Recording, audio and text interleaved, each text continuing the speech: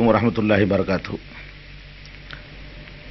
அன்பிற்குரிய சகோதர சகோதரிகளே, உங்கள் அனைவர் மீதும் எல்லாம் வல்ல இறைவனின் சாந்தியும் சமாதானமும் நிலவட்டுமாக. இந்த புனிதமிக்க ரமலான் மாதத்திலே நபிகள் நாயகம் ஸல்லல்லாஹு அலைஹி வஸல்லம் அவர்களுடைய முன்னறிவிப்புகளை பற்றி நாம் அறிந்து வருகிறோம். இந்த முன்னறிவிப்புகளை வெறும் வரலாற்று நிகழ்ச்சியாக மாத்திரம் நீங்கள் கருதிவிடக்கூடாது. முன்னறிவிப்புகள் என்பதுதான் நபிகள் நாயகம் ஸல்லல்லாஹு அலைஹி வஸல்லம் அவர்கள் அல்லாஹ்வுடைய தூதர் என்பதை நிரூபிக்கக்கூடிய, அந்த நம்பிக்கையை மேலும் அதிகப்படுத்தக்கூடிய சான்றுகளாக உள்ளன என்பதை உங்களுடைய கவனத்தில் வைத்துக் கொள்ள வேண்டும். ஒரு கிறிஸ்தவ பாதிரியார், கேரி மில்லர் என்ற ஒரு பாதிரியார், திருமறை குர்ஆனிலே சொல்லப்பட்டிருக்கின்ற ஒரு முன்னறிவிப்பை பார்த்துவிட்டு அவர் வியந்து இஸ்லாமிய மார்க்கத்தை தழுவி அப்துல் அஹத் உமர் என்ற பெயரிலே இன்றைக்கு மார்க்க பிரச்சாரம், மார்க்க பணி, தாவா பணியிலே ஈடுபட்டு கொண்டிருக்கிற ஒரு செய்தியை நாம் பார்க்கிறோம். அவர் இந்த இஸ்லாத்தின்பால் ஈர்க்கப்பட்டதற்கு அடிப்படையாக இருந்த முன்னறிவிப்பு என்ன தெரியுமா?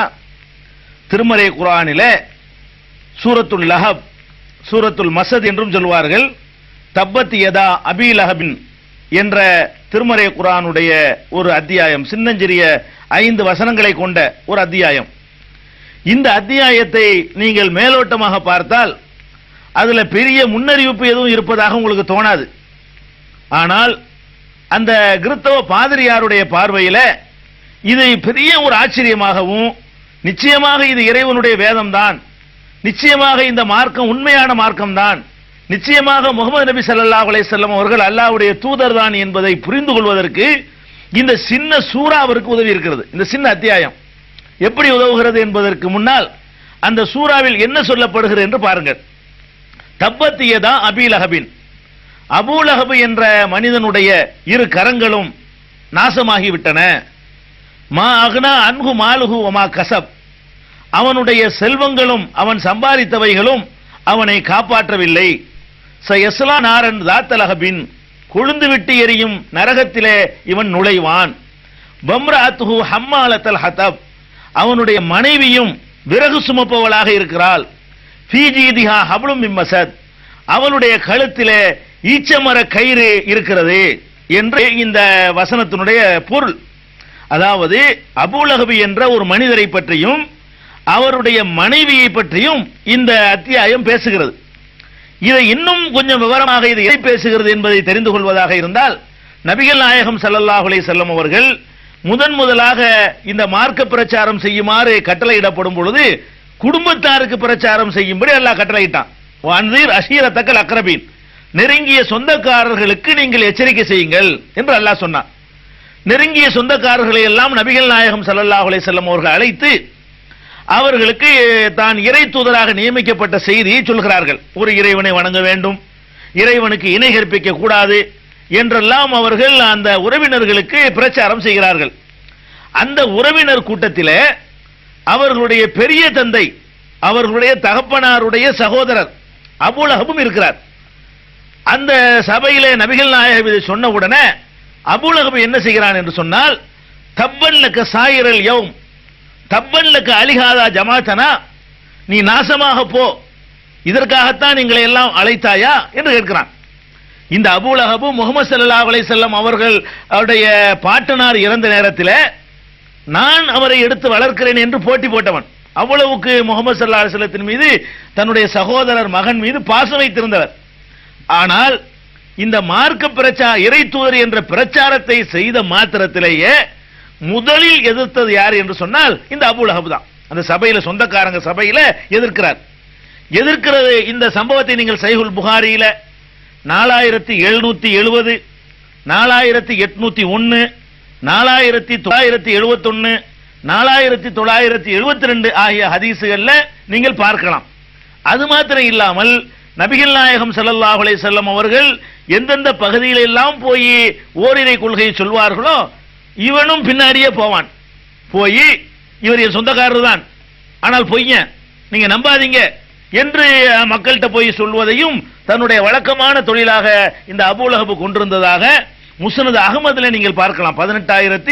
234வது ஹதீஸ்ல இந்த நிகழ்ச்சியும் நீங்கள் பார்க்கலாம். அப்ப இந்த அபூ லஹப் என்ற இந்த மனிதர் நபிகள் நாயகம் ஸல்லல்லாஹு அலைஹி வஸல்லமுடைய நெருங்கிய சொந்தக்காரரான ஒரு மனிதர். இவர் எதிர்க்கிறார், நபிகள் நாயகத்தை எதிர்க்கிறார். எதிர்க்கிறது மட்டும் இல்லாம அவருடைய மனைவி என்னன்னா விறகு சுமப்பவள். விறகு சுமக்கிறதுனா விறகு சுமக்கிறதுன்னு அர்த்தம் கிடையாது, அது ஒரு இலக்கியமான சொல்லு. கோல் மூட்டுறதுக்கு அரபில் அப்படி சொல்லுவாங்க. தீ பொறுத்துறதுக்காக வேண்டி அந்த கோல் சொல்றதுக்கு ஒரு வார்த்தை ஒரு மொழியிலையும் சொல்லுவாங்க. இந்த பொம்பளை கோல் மூட்டுற வேலையும் ரசூல் நபிகள் நாயகத்துக்கு எதிராக புருஷனோட சேர்ந்து கொண்டு அந்த சதித்திட்டங்கள் செய்யற வேலையும் செய்யறாங்க. அப்பதான் இந்த குர்ஆன் வசனம் அருளப்பட்டு அபூ லஹப் நாசமாகிவிட்டான், அவனுடைய மனைவிக்கும் அந்த சுருக்கு கயிறு தான் இருக்கிறது, ரெண்டு பேருமே நரகத்தில் நுழைவார்கள், அவர்கள் இஸ்லாத்தை ஏற்றுக்கொள்ள மாட்டார்கள் என்று இந்த சூறாவில் சொல்லப்படுகிறது. இதைத்தான் அந்த அறிஞர் ஆராய்கிறார். அவன் என்ன யோசிக்கிறார்னு கேட்டா, முஹம்மது ஸல்லல்லாஹு அலைஹி வஸல்லத்துக்கு இந்த குர்ஆனுடைய வசனம் வந்த உடனே அபூ லஹப் நபிகள் நாயகத்தை பொய்யாக்குறதுக்காக வேண்டி அவன் இஸ்லாத்துக்கு வந்திருக்கலாம்ல. யார் யாரோ வந்தாங்க, நபிகள் நாயகம் ஸல்லல்லாஹு அலைஹி வஸல்லம் அவர்களை யாரெல்லாம் எதிர்த்தார்களோ, போர்க்களத்தில் படை திரட்டி எதிர்த்தவர்கள், காலித் இப்னு வலீத் அவர் வந்துட்டாரு, அபூ சுஃபியான் அவர் வந்துட்டாரு, பெரிய பெரிய களத்தில் யாரெல்லாம் எதிரிகளாக இருந்தார்களோ அவர்கள் எல்லாம் கூட்டம் கூட்டமாக நபிகள் நாயகம் ஸல்லல்லாஹு அலைஹி வஸல்லம் அவர்களை கடைசி காலத்தில் ஏற்றுக்கொண்டார்கள். ஆனால் கடைசி வரைக்கும் இந்த அபூ லஹப் வரல, அபூ லஹபுடைய மனைவியும் வரல. அவங்க இந்த கொள்கை ஏற்றுக்கொள்ளாமலே மரணிச்சிட்டாங்க. அந்த பாதிரியார் அவர் எப்படி இதை ஆராய்ச்சி பண்றாருன்னு, எப்படி சிந்திக்கிறாருன்னு கேட்டா, இந்த மாதிரி ஒரு வார்த்தையை இறை தூதரா இல்லாம அவர் சொல்லி இருந்தாருன்னு வைங்க, அவனும் இதான் சான்ஸ்னு சொல்லி நான் இப்ப வந்துட்டேன்னு சொல்லி வந்துட்டான்னு வைங்க, நான் உன்னோட சேர்ந்துட்டேன், அப்ப என்னவாயிரும், அவன் நம்பர் வேண்டாம் ஒண்ணு உங்களுக்கு கூட கிடைச்சிருக்கும், சொன்னது பொய்யா போயிரும். அல்லாஹ்வுடைய வேதம்ல இவர் சொல்றாரு. அப்ப ஒரு குறிப்பிட்ட ஒரு தனி மனிதனை பார்த்து இவன் வரவே மாட்டான் என்று அவர் சொன்னாரேயானால், அதுவும் கடும் எதிரியா இருக்கக்கூடியவன், இந்த மார்க்கத்தை ஒழிக்கிறதுக்காக பாடுபடக்கூடியவன், அவனை நோக்கி சொல்றாரு இவன் வரவே மாட்டான், கடைசி வரைக்கும் வரல. வரமாட்டான்னு சொன்னாலும் வராமலேயே நினைஞ்சிட்டான், போயிட்டான் என்பதை நம்ம பார்க்கிறோம். அப்ப இந்த மாதிரி இதெல்லாம் நம்ம ஒரு சம்பவமா நம்ம எல்லாம் படிச்சுட்டு போறோம். இந்த சூறாவை தப்பத்தியதா சூறாவை எல்லாம் நம்ம ஓதுறோம், குர்ஆன்ல ஓதுறோம். இதுல இவ்வளவு பெரிய செய்திகள் இருக்கான்னு படிக்காம இது வரலாறுன்னு நினைக்கிறோம். இதுதான் அல்லாஹ்வுடைய வேதங்களுக்கு பெரிய ப்ரூஃபாக ஆய்வு செய்யக்கூடியவருடைய பார்வையில் தெரியுது பாருங்க. இந்த நோக்கத்திற்காகத்தான் நம்ம என்ன செய்கிறோம், முன்னறிவிப்புகளை வகைப்படுத்தி நபிகள் நாயகம் ஸல்லல்லாஹு அலைஹி வஸல்லம் காலத்திலேயே நடந்த, அவர்கள் சொன்னது நடந்த முன்னறிவிப்புகள், அவர்களுடைய மௌத்துக்கு பிறகு சஹாபாக்கள் சந்தித்த முன்னறிவிப்புகள், சஹாபாக்கள் காலத்துக்கு பிறகு இன்று வரைக்கும் ஒவ்வொரு காலகட்டத்திலையும் நிறைவேறிக் கொண்டிருக்கிற முன்னறிவிப்புகள், இனிமேல் இன்னும் நிறைவேறுவதற்கு காத்திருக்கிற முன்னறிவிப்புகள் என்று வகைப்படுத்தி ஒவ்வொன்றாக உங்களுக்கு சொல்லிக் கொண்டிருப்பதற்கு காரணம் இதுதான். அப்ப நபிகள் நாயகம் ஸல்லல்லாஹு அலைஹி வஸல்லம் காலத்திலே நடந்த முன்னறிவிப்புகளை நாம் பார்த்தோம். அவர்கள் சொன்ன முன்னறிவிப்புகள், சஹாபாக்களை பற்றி சொன்ன முன்னறிவிப்புகள் எல்லாம் ஒவ்வொன்றாக நிறைவேறியதை ஒரு சில நிகழ்ச்சிகளை பார்த்திருக்கிறோம். அந்த தொடரிலே இன்னொரு முன்னறிவிப்பை நீங்கள் பார்க்கலாம். நபிகள் நாயகம் ஸல்லல்லாஹு அலைஹி வஸல்லம் அவர்களும் அபூபக்கர் ரலியல்லாஹு அன்ஹு அவர்களும் உமர் ரலியல்லாஹு அன்ஹு அவர்களும் உஸ்மான் ரலியல்லாஹு அன்ஹு அவர்களும் 4 பேர், நபி ஸல்லல்லாஹு அலைஹி வஸல்லம் அவர்கள், அபூபக்கர் ரலியல்லாஹு அன்ஹு அவர்கள், உமர் ரலியல்லாஹு அன்ஹு அவர்கள், உஸ்மான் ரலியல்லாஹு அன்ஹு அவர்கள், இந்த 4 பேரும் ஒரு நாள் உஹது மலையின் மீது நிற்கிறார்கள். உஹது மலை மக்காவுல மதீனாவுல உள்ள ஒரு மலை. அவ உஹது மலையின் மீது ஏறி நின்று கொண்டிருக்கும் பொழுது அந்த உஹது மலையில ஒரு சின்ன ஒரு அதிர்வு, நில அதிர்வு மாதிரி ஏற்படுகிறது. அப்ப நபிகள் நாயகம் ஸல்லல்லாஹு அலைஹி வஸல்லம் சொல்கிறார்கள், உஹது மலையே நீ நிதானமாக நிறுத்து, ஆட்டத்தை நிறுத்து, உன்னுடைய முதுகின் மேல் யார் இருக்கிறார் தெரியுமா? ஒரு நபி இருக்கிறார், ஒரு சித்திக், ஒரு உண்மையாளர் இருக்கிறார், 2 உயிர் தியாகிகள் இருக்கிறார்கள். நபி ஸல்லல்லாஹு அலைஹி வஸல்லம் ஃபலைஸ அலைக இல்லா நபியுன் வ சித்திகுன் வ ஷஹீதானி, ஒரு நபி, நான் நபி இருக்கிறேன், சித்திக் ஒருத்தர் இருக்கிறாரு, 2 ஷஹீதுகள் இருக்கிறார்கள், 2 உயிர் தியாகிகள் இருக்கிறார்கள் என்று நபிகள் நாயகம் ஸல்லல்லாஹு அலைஹி வஸல்லம் சொல்கிறார்கள். இது நடந்து பல வருடங்கள் ஆகிவிட்டன. இது சொல்லி எத்தனை ஆண்டுகள் போய் பிறகு நபிகள் நாயகம் ஸல்லல்லாஹு அலைஹி வஸல்லம் வஃபாத் ஆகி விடுகிறார்கள். அப்புறம் அபூபக்கர் ஆட்சிக்கு வருகிறார்கள், அப்புறம் உமர் ரலியல்லாஹு அன்ஹு ஆட்சிக்கு வருகிறார்கள், பிறகு உஸ்மான் ரலியல்லாஹு அன்ஹு ஆட்சிக்கு வருகிறார்கள். இதுல என்ன முன்னறிவிப்பு இருக்கு என்று கேட்டால், இதுல நபிகள் நாயகம் ஸல்லல்லாஹு அலைஹி வஸல்லம் அவர்கள் இயற்கை மரணம் அடைந்தார்கள், நமக்கெல்லாம் தெரியும். அபூபக்கர் ரலியல்லாஹு அன்ஹு அவர்களும் இயற்கையாகத்தான் மரணம் அடைந்தார்கள், நமக்கெல்லாம் தெரியும். ஆனால் உமர் ரலியல்லாஹு அன்ஹு அவர்கள் எப்படி மரணிக்கிறார்கள்? கொலை செய்யப்படுகிறார்கள். தொழுது கொண்டிருக்கும் போது கொல்லப்பட்டு மரணிக்கிறார்கள். உஸ்மான் ரலியல்லாஹு அன்ஹு அவர்கள் எப்படி மரணிக்கிறார்கள்? அவர்களும் கொல்லப்பட்டு தான் மரணிக்கிறார்கள், கொலை செய்யப்படுகிறார்கள். அப்ப நபிகள் நாயகம் ஸல்லல்லாஹு அலைஹி வஸல்லம் அவர்கள் 4 பேரும் ஒரு இடத்துல நிற்கும் பொழுது 2 பேர் கொல்லப்பட்டு மரணிப்பார்கள் என்று சொன்னார்கள். ஷஹீதுனா அதானே, ஷஹீது என்று சொன்னால் கொலை செய்யப்பட்டு மரணிப்பார்கள். 2 பேர் சாதாரணமா மரணிப்பார்கள் என்பதை எவ்வளவு அற்புதமா சொன்னார்களோ அதுதான் நடந்தது. நபிகள் நாயகம் ஸல்லல்லாஹு அலைஹி வஸல்லம் இயற்கையா மரணித்தார்கள். அபூபக்கர் சித்திக் ரலியல்லாஹு அன்ஹு அவர்கள் இயற்கையா மரணித்தார்கள். 2 ஷஹீத் இருக்கிறார்னு சொன்னாங்களே, ஒரு ஷஹீத் உஸ்மான் ரலியல்லாஹு உமர் ரலியல்லாஹு அன்ஹு அவர்கள், அவர்களும் கொல்லப்படுகிறார்கள். இன்னொரு ஷஹீத் உஸ்மான் ரலியல்லாஹு அன்ஹு அவர்கள், அவர்களும் கொல்லப்படுகிறார்கள். அப்ப 4 பேர் நிக்கிற இடத்துல இந்த 2 பேரும் கொல்லப்பட்டு மௌத்தா போவாங்க, இறந்து போவாங்க என்று ஒரு மனிதரால சொல்ல முடியுமா? இறை தூதரா இருந்தா தான் சொல்ல முடியும். அதுல இறை தூதரா இல்லாம நம்ம பாட்டு கூட அடிச்சிட்டு போவோம் அப்படின்னு சொல்லி இருந்து இவங்க 2 பேரும் இயற்கையா மரணிச்சாங்கன்னு வைங்க, உமரோ உஸ்மானோ 2 பேர்ல ஒருவரோ 2 பேருமோ இயற்கையா மரணிச்சு இருந்தாங்கன்னு சொன்னா அதோட அந்த மக்கள் மாறி போயிருப்பாங்க. என்னந்தாலும் சொல்லிட்டு போனார், நடக்கலையே, இயற்கையா கொல்லப்பட்டு தான் இறந்து போவாங்கன்னு சொன்னாங்க, நடக்கலைன்றுவாங்க. அப்ப 2 நபர்களை குறிப்பிட்டு சொல்றாங்க, நீங்க 2 பேரும் கொல்லப்பட்டு மௌத்தா போவீங்க, இறந்து போவீங்க. அது நாளைக்கு இல்லை, எத்தனை வருஷத்துக்கு பிறகு நடக்க போகிறது, எத்தனை வருடங்களுக்கு பிறகு நடக்க போற இந்த செய்தியை நபிகள் நாயகம் ஸல்லல்லாஹு அலைஹி வஸல்லம் சொல்கிறார்கள். அது மாதிரியே நிகழ்கிறது. சஹாபாக்களை பற்றி குறித்து சொன்னது அப்படியே ஒரு அச்சரம் பிசகாமல் அதே மாதிரி நிறைவேறுகிற காட்சியை பார்க்கிறோம். இது சஹீஹுல் புகாரியில 3699வது ஹதீஸ்ல இதை பார்க்கலாம். இந்த முன்னறிவிப்பை நபிகள் நாயகம் ஸல்லல்லாஹு அலைஹி வஸல்லம் சொன்ன இந்த முன்னறிவிப்பை. அதே மாதிரி இன்னொரு முன்னறிவிப்பை பாருங்கள். நபிகள் நாயகம் ஸல்லல்லாஹு அலைஹி வஸல்லம் அவர்கள் தன்னுடைய மருமகன் அலி ரலியல்லாஹு அன்ஹு அவர்களை பார்த்து ஒரு அறிவிப்பு செய்கிறார்கள். அலி ரலியல்லாஹு அன்ஹு அவர்களை பார்த்து சொல்கிறார்கள். அதுல என்ன சொல்கிறார்கள் என்றால், அலியே, உனக்கும் என் மனைவி ஆயிஷாவுக்கும் இடையிலே ஒரு பெரிய விவகாரம் ஏற்படும், உனக்கும் ஆயிஷாவுக்கும் இடையிலே பெரிய விவகாரம் ஏற்படும் என்று சொல்கிறார்கள். அப்ப அலி ரலியல்லாஹு அன்ஹு அவர்கள் சொல்கிறார்கள், அல்லாஹ்வுடைய தூதரே, அப்படிமா நடக்கும்?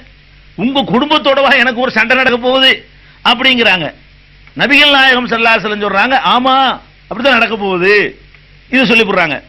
அப்ப அவர் கேட்கிறாரு, ஆனா அஸ்காகும் யா ரசூலல்லாஹ், அப்படி நடந்து விடுமையானால் என்னை விட துர்பாக்கியசாலி யார் இருக்க முடியும் அல்லாஹ்வுடைய தூதரே அப்படின்னு சொல்லி நபிகள் நாயகம் ஸல்லல்லாஹு அலைஹி வஸல்லம் சொல்றாங்க. அவர் அலி ரலியல்லாஹு அன்ஹு சொல்றார். அப்ப நபி ஸல்லல்லாஹு அலைஹி வஸல்லம் சொல்றாங்க, இல்ல நீ துர்பாக்கியசாலி இல்ல, அப்படி ஒரு நிலை அடையுமையானால் அவரை ஆயிஷாவை பாதுகாப்பான இடத்திற்கு நீ அனுப்பிவிட வேண்டும் அப்படின்னு சொல்றாங்க. இது ஆதாரப்பூர்வமான ஹதீஸ், அஹ்மதுல தபரானில எல்லாம் இடம்பெற்றிருக்கக்கூடிய ஹதீஸ். அதே மாதிரி இன்னொரு ஹதீஸ்ல என்ன இருக்குன்னா, நபிகள் நாயகம் இந்த சம்பவம் பின்னாடி அப்படி நடக்குது. எப்படி நடக்குது? நீங்க வரலாற்றுல படிச்சிருப்பீங்க. ஒட்டக போர். நபிகள் நாயகம் ஸல்லல்லாஹு அலைஹி வஸல்லம் அவர்களுடைய மரணத்துக்கு பிறகு அபூபக்கர் ஆட்சிக்கு வர்றாங்க, அவங்க மரணத்துக்கு பிறகு உமர் ரலியல்லாஹு அன்ஹு ஆட்சிக்கு வர்றாங்க, அவங்க கொல்லப்பட்ட பிறகு உஸ்மான் ரலியல்லாஹு அன்ஹு ஆட்சிக்கு வர்றாங்க, அவர்களும் கொல்லப்பட்ட பிறகு அலி ரலியல்லாஹு அன்ஹு அவர்கள் ஆட்சிக்கு வர்றாங்க. அலி ரலியல்லாஹு அன்ஹு அவர்கள் ஆட்சிக்கு வந்த பிறகு அவர்களுக்கு எதிராக ஒரு எதிரணி உண்டாகி கொண்டிருக்கிறது. எதனால எதிரணி உண்டாகுதுன்னு கேட்டா, அலி தான் உஸ்மானை கொண்டு விட்டாரு, உஸ்மான் ரலியல்லாஹு அன்ஹு கொல்லப்படுறாரு.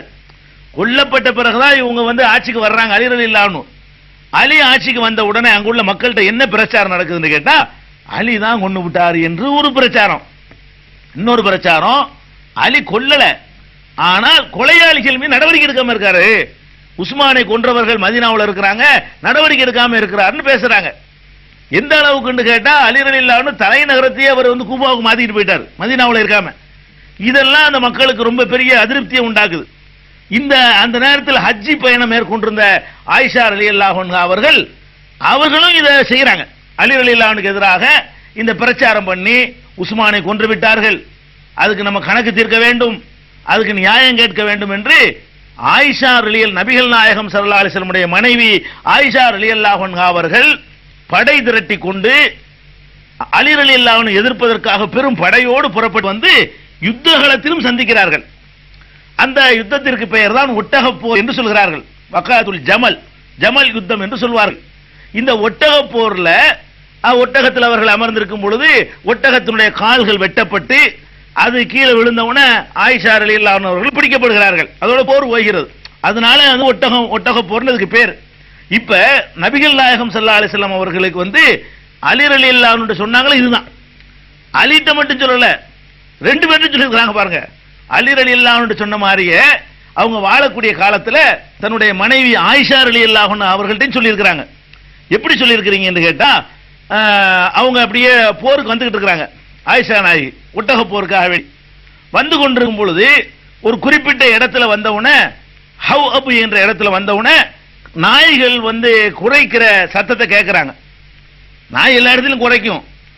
அந்த நாய் குறைச்சவுடனே ஆயிஷா நாய் சொல்றாங்க, இந்த இடத்துக்கு பேர் என்ன அப்படிங்கிறாங்க. இதான் ஹவ் அபுங்கிற இடம். இதைத்தான் நபிகள் நாயகம் ஸல்லல்லாஹு அலைஹி வஸல்லம் எனக்கு சொன்னார்கள்.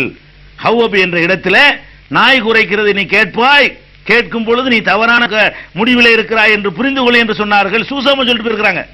உடனே நான் திரும்பி சென்று விடுகிறேன் என்று சொல்கிறார்கள். அப்ப அவங்க ஜுபைர் ரலியல்லாஹு அன்ஹு சொல்றாங்க, நீங்க திரும்பிலாம் செய்ய வேண்டாம், ரெண்டு இனம் ரெண்டு அணிக்கு மத்தியில் சமரசம் ஏற்படுத்துவதற்கு அல்லாஹ் உங்களை பயன்படுத்திக் கொள்வான், முன்னேறுங்கள் என்று சொல்லி தான் ஒரு கத்துக்கு போறாங்க.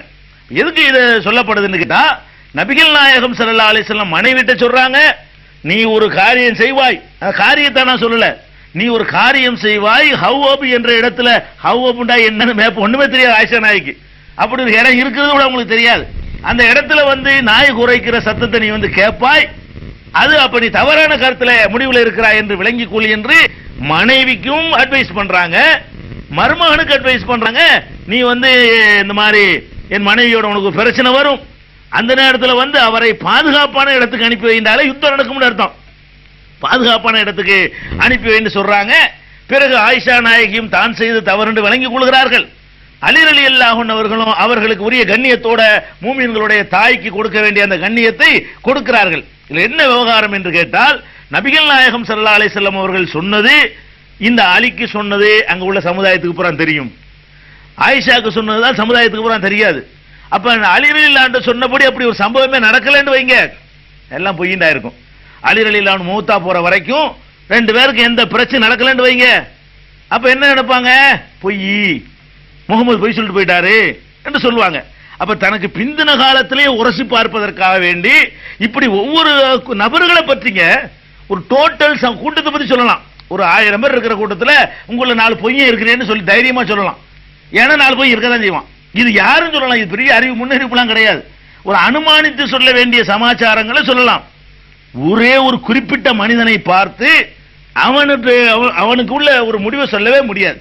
உங்கள 4 பேர் கொல்லப்படுவீர்கள் என்று 1000 பேரை பார்த்து சொல்லலாம். எந்த 4 பேராச்சும் 1004 பேர் கொல்லப்பட மாட்டானா? இது வந்து தற்செயல் நடந்துரும். இது நபிகள் நாயகம் ஸல்லல்லாஹு அலைஹி வஸல்லம் சொன்னது, ஒரு நபரை பார்த்து நீ கொல்லப்படுவாய் என்று சொன்னா அவர் கொல்லப்படுறாரு. நீ உனக்கு என் மனைவிக்கு சண்டை வரும்னு சொன்னா, அது மனைவி பேரையும் சொல்லி ஆயிஷாவுக்கு சண்டை வரும்னு சொன்னா சண்டை வருது, பிறகு நீ திருப்பி அனுப்புன்னு சொல்ற, அதே மாதிரி நடக்குது. இதுதான் முன்னறிவிப்பு என்பது. இந்த மாதிரி நபிகள் நாயகம் ஸல்லல்லாஹு அலைஹி வஸல்லம் அவர்கள் முன்னறிவிப்பை செய்து அது அப்படி அலி விஷயத்தில் நிறைவேறுகிறது, ஆயிஷா நாயகி விஷயத்தில் நிறைவேறுகிறது, உஸ்மான் விஷயத்தில் நிறைவேறுகிறது, உமர் ரலியல்லாஹு அன்ஹு விஷயத்தில் நிறைவேறுகிறது. அதே மாதிரி அன்றைக்கெல்லாம் இப்ப இன்னைக்கு வந்து நபிகள் நாயகம் ஸல்லல்லாஹு அலைஹி வஸல்லம் காலத்துல எல்லாம் பல போர்க்களங்கள் நடந்துச்சு. உலகம் பூரா பல விதமான போர்கள் நடக்கும். அந்த காலத்துல வந்து வெறும் அந்த தரையில் நின்று தான் போரிடுவார்கள். ஆகாய படையெல்லாம் அந்த காலத்துல கிடையாது, ஆகாயத்தில் படையெல்லாம் கிடையாது அந்த காலத்துல. அதே மாதிரி வந்து கடற்படையும் கிடையாது. கடல்ல வந்து ஒரு கப்பல்ல அவ்வளவு சாதனங்களை வைத்துக் கொண்டு கடற்படை மாதிரியான சமாச்சாரம் எல்லாம் அந்த காலத்தில் கிடையாது. இது நபிகள் நாயகம் ஸல்லல்லாஹு அலைஹி வஸல்லம் காலத்தில் உள்ளது. அப்போ ஒரு நாள் நபிகள் நாயகம் ஸல்லல்லாஹு அலைஹி வஸல்லம் அவர்கள் திடீரென்று தூங்கி விழித்தார்கள். உம்மு ஹராம் என்ற பெண்மணி அவங்கள்ட்ட சொல்றாங்க, உம்மு ஹராம், அல்லாஹ்வுடைய தூதரே எதுக்கு நீங்க திடீரென்று விழித்தீர்கள்? உடனே நபிகள் நாயகம் ஸல்லல்லாஹு அலைஹி வஸல்லம் சொல்கிறார்கள், என்னுடைய சமுதாயத்தில் சில பேர் இந்த கடற்படையிலே யுத்தம் செய்யக்கூடியவர்களாக புறப்படுவார்கள், கடற்படையில யுத்தம் செய்யக்கூடியவர்களாக புறப்படுவார்கள் அப்படின்னு சொல்றாங்க. அப்ப இந்த அம்மா உம்மு ஹராம் கேட்கிறாங்க, அல்லாஹ்வுடைய தூதரே அந்த மாதிரி செல்லுகிற படையிலே நானும் இருக்க வேண்டும் என்று நீங்கள் எனக்காக பிரார்த்தனை செய்யுங்கள் கேட்கிறாங்க. நபிகள் நாயகம் ஸல்லல்லாஹு அலைஹி வஸல்லம் நீ இருப்பாய், நீனும் அந்த படையில இருப்பாய் என்று சொல்கிறார்கள். இது வந்து சஹீஹுல் புகாரியில 2789, 2800, 2878, 2895, 6282, 7002 இப்படி பல இடங்கள்ல இந்த நிகழ்ச்சியை நீங்க பார்க்கலாம். உங்களுக்கு எல்லாம் தெரியும், வரலாற்றுல கடற்படையை முதல்ல நிறுவியர் முஆவியா ரலியல்லாஹு அன்ஹு தான். முஆவியா தான் கடல் மூலமாகவும் படை நடத்தலாங்கிறத இன்றைக்கு கடற்படையை தான் இன்னைக்கு உலகத்தில் தீர்மானிக்கக்கூடியதா இருக்கிறது. அந்த மாதிரியான கடற்படையை நிறுவனதுல பயணத்துக்கு மட்டும் யூஸ் பண்ணிக்கிட்டு இருந்த கப்பலை அதுலயே எல்லா விதமான சாமான்களையும் தளங்களையும் அமைத்து கடற்படையை நிறுவனது யாருன்னு கேட்டா முஆவியா ரலியல்லாஹு அன்ஹு நிறுவுறாங்க. இதை கூட அனுமானிச்சு சொல்லலாம், எதிர்காலத்தில் கடற்படை வரும்னு சொல்லி அனுமானிச்சு சொல்லலாம்னு நீங்க நினைக்கலாம். அதுல அனுமானிச்சு சொன்னது அல்லங்கிறதுக்கு என்ன பாயிண்ட்னு கேட்டா, ஒரு குறிப்பிட்ட ஆளுகிட்ட சொல்றாங்க, உம்மு ஹராம்கிட்ட சொல்றாங்க, நீயும் அதுல இருப்பாய். அப்ப ஒரு கடற்படை உண்டாகும்ங்கிறது எப்ப உண்டாகும்? நீ இறந்து போறதுக்குள்ள கிட்டத்துல உண்டாகும்னு சொல்றாங்க. பொதுவா நான் கூட என்ன செய்யலாம்னு கேட்டா, இன்னைக்கு விஞ்ஞானம் வளர்ந்துகிற வேகத்தை பார்த்துக்கிட்டு இன்னும் என்னென்னலாம் உண்டாகும்னு நானா அனுமானிச்சு சொல்ல முடியும். இது அனுமானித்து நிலவரங்களை பார்த்து சொன்னது அல்ல, இறைவனிடமிருந்து அறிவிக்கப்பட்ட செய்தி என்ற அடிப்படையில் சொன்னார்கள். அதனாலதான் என்ன சொல்றாங்கன்னா, நீ அதுல இருப்பாய். நீ அதுல இருப்பாய் என்ன அர்த்தம்? முஹராமு நபிகள் நாயகம் காலத்தில் வாழ்றாங்கன்னா அதுக்கு இன்னும் 10-15 வருஷம் மொத்தம் போயிருவாங்க, கொஞ்ச நாள்ல இறந்து போகக்கூடியவங்களா இருக்கிறாங்க. இந்த குறுகிய காலத்தையே கடற்படையில இருக்கும், கடற்படையிலேயே நீங்கள் யுத்தம் செய்ய கிளம்பி போவீர்கள். அந்த யுத்தம் போற சபை படையில நீ இருப்பாய் என்று நபிகள் நாயகம் ஸல்லல்லாஹு அலைஹி வஸல்லம் சொல்கிறார்கள். அதே மாதிரி அந்த அம்மாவும் பிறகு என்ன செய்து முஆவியா ரலியல்லாஹு அன்ஹு காலத்தில் அதே மாதிரி கடற்படையில் அவர்களும் சேர்ந்து பணி செய்வதற்காக வேண்டி, கடலில் தொண்டுலியம் செய்வதற்காக வேண்டி புறப்பட்டு போன செய்தியை தான் நான் மேலே வாசித்து காட்டிய அந்த நம்பர்ல புகாரியில, சஹீஹுல் புகாரியில நீங்கள் பார்க்கிறீர்கள். அப்ப இது எப்படி ஒரு இறை தூதரா இல்லாம ஒரு மனிதர் என்ற முறையில சொல்ல முடியுமா? இறை தூதரா இல்லாம இருந்தாங்கன்னு வைங்க, இது எப்படி சொல்ல முடியும்? அல்லது நம்ம தான் மூத்தா இறந்து போக போறோமேன்னு சொல்லி விட்டு அடிச்சுட்டு போயிருந்தாங்கன்னு வைங்க, இது நடந்திருக்காது. இறை தூதரா இல்லாட்டி நடந்திருக்காது. அந்த தலைமுறையோட இந்த மார்க்கத்தை கைகள் இருப்பாங்க. அப்ப ஒவ்வொரு நபிகள் நாயகம் ஸல்லல்லாஹு அலைஹி வஸல்லம் இருக்கும்போது வளர்ந்ததை விட அவங்களுடைய மரணத்துக்கு பிறகு கூட வளர்ந்தது காரணம் என்ன தெரியுமா? இருக்கும்போது செஞ்சதை விட கூடுதலான அற்புதங்களை கண்ணு முன்னாடி பாக்குறாங்க, ஒவ்வொருத்தரும் பாக்குறாங்க. ஒருவருக்கு நடக்கிற அற்புதத்தை எல்லாரும் சொல்லிட்டு இருப்பாரு, நான் கடற்படையில் போக போறேன், ஒரு கடற்படை உண்டாகும், நானும் போக வேண்டும் நபிகள் நாயகம் சொல்லி இருக்கிறாங்கன்னு இந்த அம்மா எத்தனை பேர் சொல்லியிருப்பாங்க. அதெல்லாம் கேட்டவர்கள் காத்துக்கிட்டே இருப்பாங்க. போன உடனே என்னடா இவ்வளவு அழகா சொல்லி வச்ச மாதிரி நிறைவேறுத, இது கண்டிப்பா இவர் இறை தூதர் தான், இது இறை மார்க்கம் தான், இது உண்மையான மார்க்கம் தான் என்று இறைவன் கடவுள் தான் இதை கொடுத்தான் என்பதற்கு விஷயத்தையும் பார்க்கிறோம். அதே மாதிரி நபிகள் நாயகம் ஸல்லல்லாஹு அலைஹி வஸல்லம் காலத்துல துருக்கி உங்களுக்கு தெரியும், நம்மளுக்கெல்லாம் கூட துருக்கர்னு பேர் வச்சிருக்கிறாங்க. நமக்கு முஸ்லீம்களை சொல்லும்போது என்ன செய்வாங்க, துருக்கர்னு சொல்லி அதான் துலுக்கர் என்று வந்திருக்கிறது. ஏன்னு கேட்டா, ஒரு காலத்தில் இஸ்லாமிய தலைமையாக துருக்கி இருந்துச்சு, இஸ்லாமிய மக்களுக்கு தலைமை நாடாக துருக்கி இருந்ததுனால என்னமோ நாமெல்லாம் துருக்கிக்காரங்கள் மாதிரி நினைத்து கொண்டு சில அறியாதவர்கள் நினைஞ்சாங்கன்னா துருக்கர் என்று சொல்லி நமக்கு பட்டம் போட்டாங்க. நாம துருக்கர் கிடையாது, இந்தியாவில் உள்ள இந்தியாக்காரன் தான், அமெரிக்காவில் உள்ள முஸ்லீம் அமெரிக்காக்காரன் தான். ஆனால் அந்த பேர் வந்துச்சு. அந்த துருக்கி நபிகள் நாயகம் ஸல்லல்லாஹு அலைஹி வஸல்லம் காலத்தில் என்னவா இருந்துச்சுன்னு சொன்னா, ரொம்ப ஒரு மோசமான ஒரு கொடுங்கோன்மையானவர்களுடைய கையில அது இருந்துச்சு. அந்த நாட்டில் நேர்மை கிடையாது, நீதி. அந்த காலத்தில் அன்றைக்கு இருந்த அந்த துருக்கியில ரொம்ப மோசமான ஒரு கூட்டம் ஆட்சி புரிஞ்சுக்கிட்டு இருக்குது. அந்த பாபக் என்பவர் அந்த நேரத்தில் ஆட்சியில் இருக்கிறார். அந்த இடத்துல ரொம்ப அநியாயம் பண்ணிக்கிட்டு அவங்க மக்கள் வரிப்பணத்தை சுரண்டுறது, மக்களை கொள்ளையடிக்கிறது, மக்களுடைய உரிமைகளை எல்லாம் பறிக்கிறது, இதுகளை எல்லாம் பண்ணிக்கிட்டு இருக்கிறாங்க. இவங்க ஒரு வன்முறையான ஒரு நாடு என்று சொன்னால் துருக்கின் நினைவுக்கு வரும். அப்ப நபிகள் நாயகம் ஸல்லல்லாஹு அலைஹி வஸல்லம் இந்த துருக்கியை பத்தி ஒரு முன்னறிவிப்பு செய்யறாங்க. துருக்கியை பத்தி என்ன செய்யறாங்கன்னு கேட்டா, நீங்கள் மக்களை நீங்கள் துருக்கிக்கு எதிராக யுத்தம் புரிவீர்கள், யுத்தம் புரிந்து வெல்வீர்கள். அந்த துருக்கியை சொல்லும் போது கூட கண்கள் சிறுத்த, முகம் சிவப்பாக இருக்கக்கூடிய, மூக்கு சப்பையாக இருக்கக்கூடிய, ஒரு அகலமான மூஞ்சி கொண்ட, அகலமான நல்ல பெரிய மூஞ்சி முகம் கொண்ட அந்த துருக்கியர்களோடு ஹத்தா துகாத்திலு துருக்கியர்களோடு நீங்கள் யுத்தம் செய்யாத வரை யுக முடிவு நாள் வராது என்று நபிகள் நாயகம் ஸல்லல்லாஹு அலைஹி வஸல்லம் சொன்னார்கள். இது நடந்துச்சா இல்லையா? இன்றைக்கு துருக்கி முஸ்லீம் நாடா இருக்கிறது நீங்க விளங்கி இருக்கலாம், நடந்துச்சா இல்லையாண்டு. முஸ்லீம்கள் கையில் அந்த நாடு இன்னைக்கு இருக்குன்னு சொன்னா, நமக்கெல்லாம் துருக்கன்னு பேர் வச்சாங்கன்னு சொன்னா அந்த துருக்கி வந்துருச்சுன்னு உங்களுக்கு விளங்கும். மாமூன் ரஷீதுடைய காலத்துல ஒரு போர் நடந்து எந்த துருக்கி ரொம்ப அக்கிரமம் புரிந்து கொண்டிருந்த நாடா இருந்ததோ அது வெற்றி கொள்ளப்பட்டு பிறகு அது முஸ்லிம்களுடைய ஆளுகையில ஆளுகையில் வந்தது மட்டும் இல்லாம அது எதிர்ப்பாய் இருந்த ஒரு நாடு உலக முஸ்லிம்களுடைய தலைமை நாடு என்ற அளவுக்கு பெயர் பெற்றதாக ஆனதை நம்ம வரலாற்றில் பார்க்கிறோம். நமக்கெல்லாம் துருக்கியின் பேர் வச்சதுல இருந்து கூட, துருக்கன் பேர் வச்சதுல இருந்து கூட இந்த வெற்றி ஒவ்வொரு நிமிஷமும் சொல்லப்படுகிறது. நமக்கு ஒரு மக்காக்காரன் நம்ம சொல்ல மாட்டேங்கிறாங்க, மதினாக்காரன் கூட சொல்லல, துருக்கன் தான் சொல்றாங்க.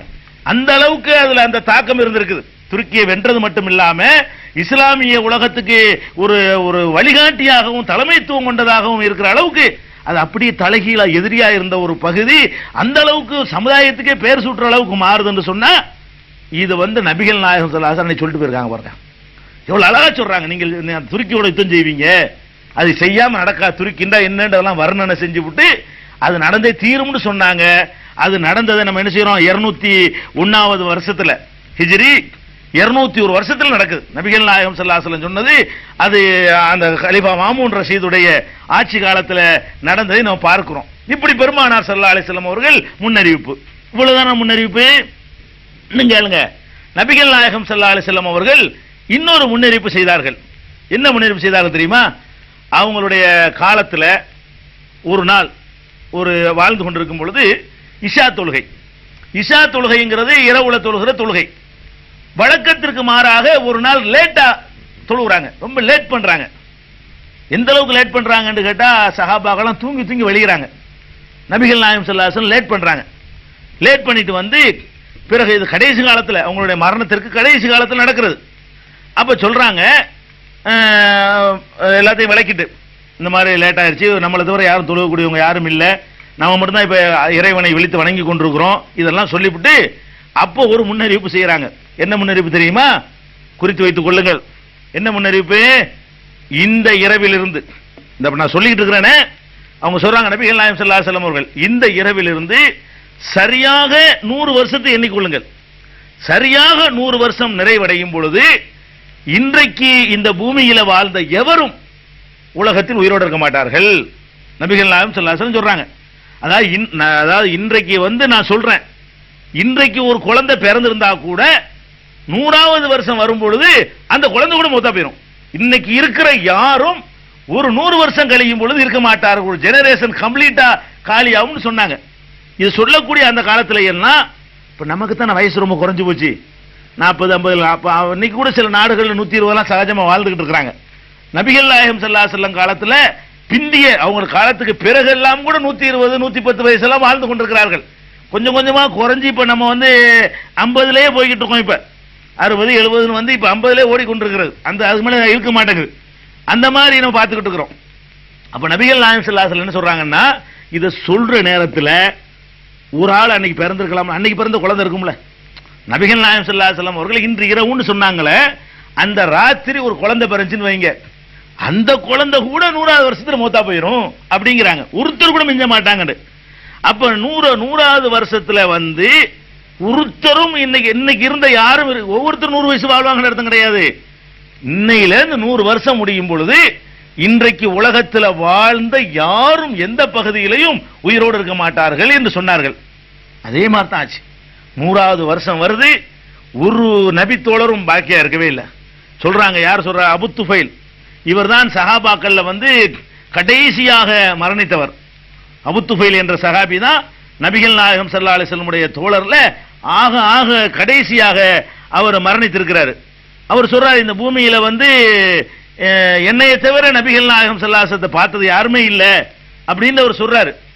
அவரெல்லாம் கூட 100க்குள்ள போயிட்டார். அதாவது நபிகள் நாயகம் ஸல்லல்லாஹு அலைஹி வஸல்லம் அவர்கள் 100 வருஷத்துல எல்லாரும் போயிருவாங்கன்னு சொன்னாங்களே, அதுல ஒரே ஒரு ஆள் மிச்சமாக இருந்தார்னு வைங்க. அன்னைக்கு பிறந்த ஒரு குழந்தை அல்லது போன வாரம் பிறந்த ஒரு குழந்தை இருந்து ஒரு 102 வயசு ஒரு 105 வயசுல வாழ்ந்துச்சுன்னு சொன்னா இது பொய்யா போயிருக்கும். இது நான் முகமது சொன்னது பொய், எனக்கு 105 வயசாயிடுச்சு, நான் அந்த வாழ்ந்துட்டேன், அதனால அவர் 100 வருஷத்துல எல்லாரும் போயிருவாங்கன்னு சொன்னாங்க என்று ஆயிருக்கும். அடிச்சு சொல்லிட்டு போயிட்டாங்க. என்ன சொன்னாங்க? அவங்களா சொன்னது இல்ல, இறைவன் புறத்திலிருந்து வந்த காரணத்தினால அது அவர்களுக்கு சொல்ல முடிஞ்சே தவிர இல்லைன்னா அதை சொல்லியிருக்கவே முடியாது. அப்ப இதை நம்ம கண் முன்னாடி பார்த்து கொண்டிருக்கிறோம். இந்த ஒரு முன்னறிவிப்பை செய்தார்கள். இது சஹீஹுல் புகாரியில 116 564 601 இப்படி பல இடங்கள்ல நீங்கள் அந்த ஹதீஸை பார்க்கலாம். அது மாத்திரம் இல்லாம இன்னொன்னு சொன்னாங்க, பெருமானார் ஸல்லல்லாஹு அலைஹி வஸல்லம் அவங்க காலத்துல அல்லாஹ்வுடைய தூதர்னு சொன்னாங்களா, அல்லாஹ்வுடைய தூதர்ன உடனே அதுக்கு ஒரு தனி மரியாதை கிடைக்குது. எதிர்ப்பு வருது, அடி உத, அது சொத்து சுகம் பறிக்கப்படுறது பலதெல்லாம் நடக்குது. பிறகு ஒரு ஸ்டெடி ஆன பிறகு இறை தூதருக்கு கிடைக்கிற மரியாதை இருக்கு பாருங்க, அது பயங்கரமான மரியாதை. என்ன சொன்னாலும் அந்த மக்கள் கேட்கிற அளவுக்கு, அந்த அளவுக்கு ஒரு நல்ல மரியாதை கிடைக்கக்கூடிய ஒரு பதவியா இருக்குது. இதை பார்த்து என்ன பண்ணாங்கன்னா, அது வரைக்கும் ஒரு பயில இறை தூதர் சொன்னது கிடையாது. இவங்களுக்கு கிடைக்கிற அந்த மரியாதை செல்வாகையும் பார்த்துவிட்டு, நம்மளும் இறை தூதர் அடிச்சோம்னு சொன்னா நம்மளும் இந்த மாதிரி ஒரு பகுதியை கைப்பற்றிக்கலாமே, நமக்கு பின்னாடி ஒரு கூட்டம் வந்துருமே, இப்படிங்கிற மாதிரி கொஞ்சம் பேர் புறப்பட்டாங்க. எப்ப புறப்பட்டாங்க? நபிகள் நாயகம் ஸல்லல்லாஹு அலைஹி வஸல்லம் அவர்கள் வாழ்ந்து கொண்டிருக்கிற காலத்திலேயே புறப்பட்டாங்க. அப்படி புறப்பட்டதுல ஒரு ஆள் வந்து அஸ்வதுங்கிறவன் ஒருத்தன், இன்னொருத்தன் வந்து முசைலமாங்கிறவன். இந்த அஸ்வதுங்கிற ஆளும் முசைலமாங்கிற ஒரு ஆளும் ரெண்டு பேருமே நாங்களும் வந்து இறை தூதர்கள் தான். அந்த அஸ்வதுங்கிறவன் யாருன்னு கேட்டா யமன் சொல்றோம் இல்லையா, ஏமன், அந்த நாட்டுக்கு அன்னைக்கு தலைநகராக சன்ஆங்கிற ஊர் இருந்துச்சு. சன்ஆங்கிற ஊர்ல இருந்தா அந்த யமன் தலைநகரம். அந்த சன்ஆங்கிற ஊரை சேர்ந்தவன் தான் அந்த அஸ்வதுங்கிறவன். அவன் என்ன செஞ்சான்னு கேட்டா, நான் அல்லாஹ்வுடைய தூதரு அப்படின்னு சொல்லி அவன் ஒரு மக்களை வந்து வென்றெடுக்க ஆரம்பிச்சான். அவன் பக்கம் ஒரு கூட்டம் போக ஆரம்பிச்சு. ரஹ்மத்துல்லாஹி வபரகாத்துஹு. அன்பிற்குரிய அல்லாஹ்வின் நல்லடியார்களே, உங்கள் அனைவர் மீதும் அல்லாஹ்வுடைய சாந்தியும் சமாதானமும் நிலவட்டுமாக. இந்த புனிதமிக்க ரமலான் மாதத்திலே நபிகள் நாயகம் ஸல்லல்லாஹு அலைஹி வஸல்லம் அவர்களுடைய முன்னறிவிப்புகளை பற்றி நாம் அறிந்து வருகிறோம். நபிகள் நாயகம் ஸல்லல்லாஹு அலைஹி வஸல்லம் அவர்களுடைய முன்னறிவிப்புகளிலே மிக முக்கியமான ஆச்சரியமான ஒவ்வொரு நாளும் நிறைவேறிக் கொண்டிருக்கிற ஒரு முன்னறிவிப்பை இன்று பார்க்கவிருக்கிறோம். அல்லாஹ் ரப்பல் ஆலமீன் தன்னுடைய திருமறை குர்ஆனிலே இன்னா நஹ்னு நஸல்னா ஸிக்ர வ இன்னா லஹு லஹாஃபிலூன் என்று 15வது அத்தியாயம் 9வது வசனத்தில் அல்லாஹ் சொல்கிறான். அதாவது இந்த திருமறை குர்ஆனை, இந்த அறிவுரை, இந்த போதனையை நாமே இறக்கினோம், நாமே பாதுகாத்து தீருவோம் என்பது திருக்குர்ஆனுடைய இந்த வசனம். இதை வந்து குர்ஆன் பாதுகாக்கப்படுது என்ற அடிப்படையில் மாத்திரம் நீங்க எடுத்துக்கொள்ள கூடாது. இதுல மிகப்பெரிய அற்புதமான ஒரு முன்னறிவிப்பு அடங்கி இருக்கிறது. இதை நாமே அருளினோம், நாமே இதை பாதுகாப்போம் என்பது இந்த குர்ஆன் வசனத்தினுடைய பொருள். நபிகள் நாயகம் ஸல்லல்லாஹு அலைஹி வஸல்லமுடைய காலத்திலே நபிகள் நாயகம் ஸல்லல்லாஹு அலைஹி வஸல்லத்திற்கும் எழுத படிக்க தெரியாது. இது நமக்கெல்லாம் தெரிந்த ஒரு செய்தி. அந்த சமுதாயத்தில் உள்ளவர்களுக்கும் கணிசமான மக்களுக்கு எழுத படிக்க தெரியாது. பாசபில் உம்மியின் ரசூலன் என்று சொல்றான். உம்மி சமுதாயத்துல தூதரை அனுப்பணும் என்று சொல்றான். உம்மி சமுதாயம்னா எழுத படிக்க தெரியாத ஒரு சமுதாயம். அப்ப எழுத படிக்க தெரியாத நபி, எழுத படிக்க தெரியாத சமுதாயம். இது போக இந்த நம்ம இப்ப இந்த காலத்துல எல்லாம் வந்து அச்சு யுகத்துல வாழ்ந்து கொண்டிருக்கிறோம். இப்ப இதை ஒரு பிரிண்ட் எடுத்துட்டோம்னா இதே மாதிரி திருப்பி என்ன செய்யலாம், பிரிண்ட் எடுத்துக்கிட்டே இருக்கலாம். அதை கம்போஸ் பண்ணிட்டு இருக்க தேவையே இல்லை. முதல்ல கம்போஸ் பண்ணி பிரிண்ட் எடுப்போம். கம்போஸ் பண்ணி ஒரு 1000 பிரதி போட்டோம்னா 1000 ஒரே மாதிரியா இருக்கும். அப்படிப்பட்ட காலத்துல நம்ம வாழ்ந்துகிட்டு இருக்கோம். அதையும் தாண்டி இப்ப கம்போஸிங் கூட கிடையாது. ஒரு தடவை கம்போஸ் பண்ண பழைய புஸ்தகத்தை அப்படி போட்டோ எடுத்து அதை ஒரு பிலிம் ஆக்கி அப்படியே பிரிண்ட் எடுக்கிற காலத்தில் இருக்கிறோம். இந்த காலத்துல வாழ்ந்து கொண்டிருக்கிறோம். இந்த காலத்துல ஒரு நூலை பாதுகாக்கிறது என்பது லேசு. இப்ப நான் எழுதுகிற ஒரு நூலை ஒரு தடவை பிரிண்ட் பண்ணி கம்போஸ் பண்ணி ப்ரூஃப்லாம் பார்த்து நான் தயாரிச்சிட்டேன்னு சொன்னா அதையே திருப்பி இன்னொரு 1000 வருஷத்துக்கு பிறகு கூட அப்படியே அடிச்சுக்கிட்டு இருக்கலாம். எந்த ஒரு மாற்றமும் வராது. நபிகள் நாயகம் ஸல்லல்லாஹு அலைஹி வஸல்லமுடைய காலத்துல என்ன நிலைமை? அச்சு கிடையாது, எந்திரங்கள் கிடையாது. அப்ப ஒரு நூலை அவங்க பாதுகாக்கிறாங்க, எழுதி தான் பாதுகாக்கணும். அதாவது எழுதி காப்பி ஒவ்வொருத்தரும் எழுத தெரிந்தவர்கள் எழுதி பாதுகாக்க வேண்டும். எழுதும் போது மிஸ்டேக் வருமா வராதா? நான் ஒரு புத்தகத்தை கொடுத்து 4 பேர்கிட்ட எழுத சொன்னேன்னு சொன்னா 4 பேர் எழுதுறது 4 விதமாக இருக்கும்.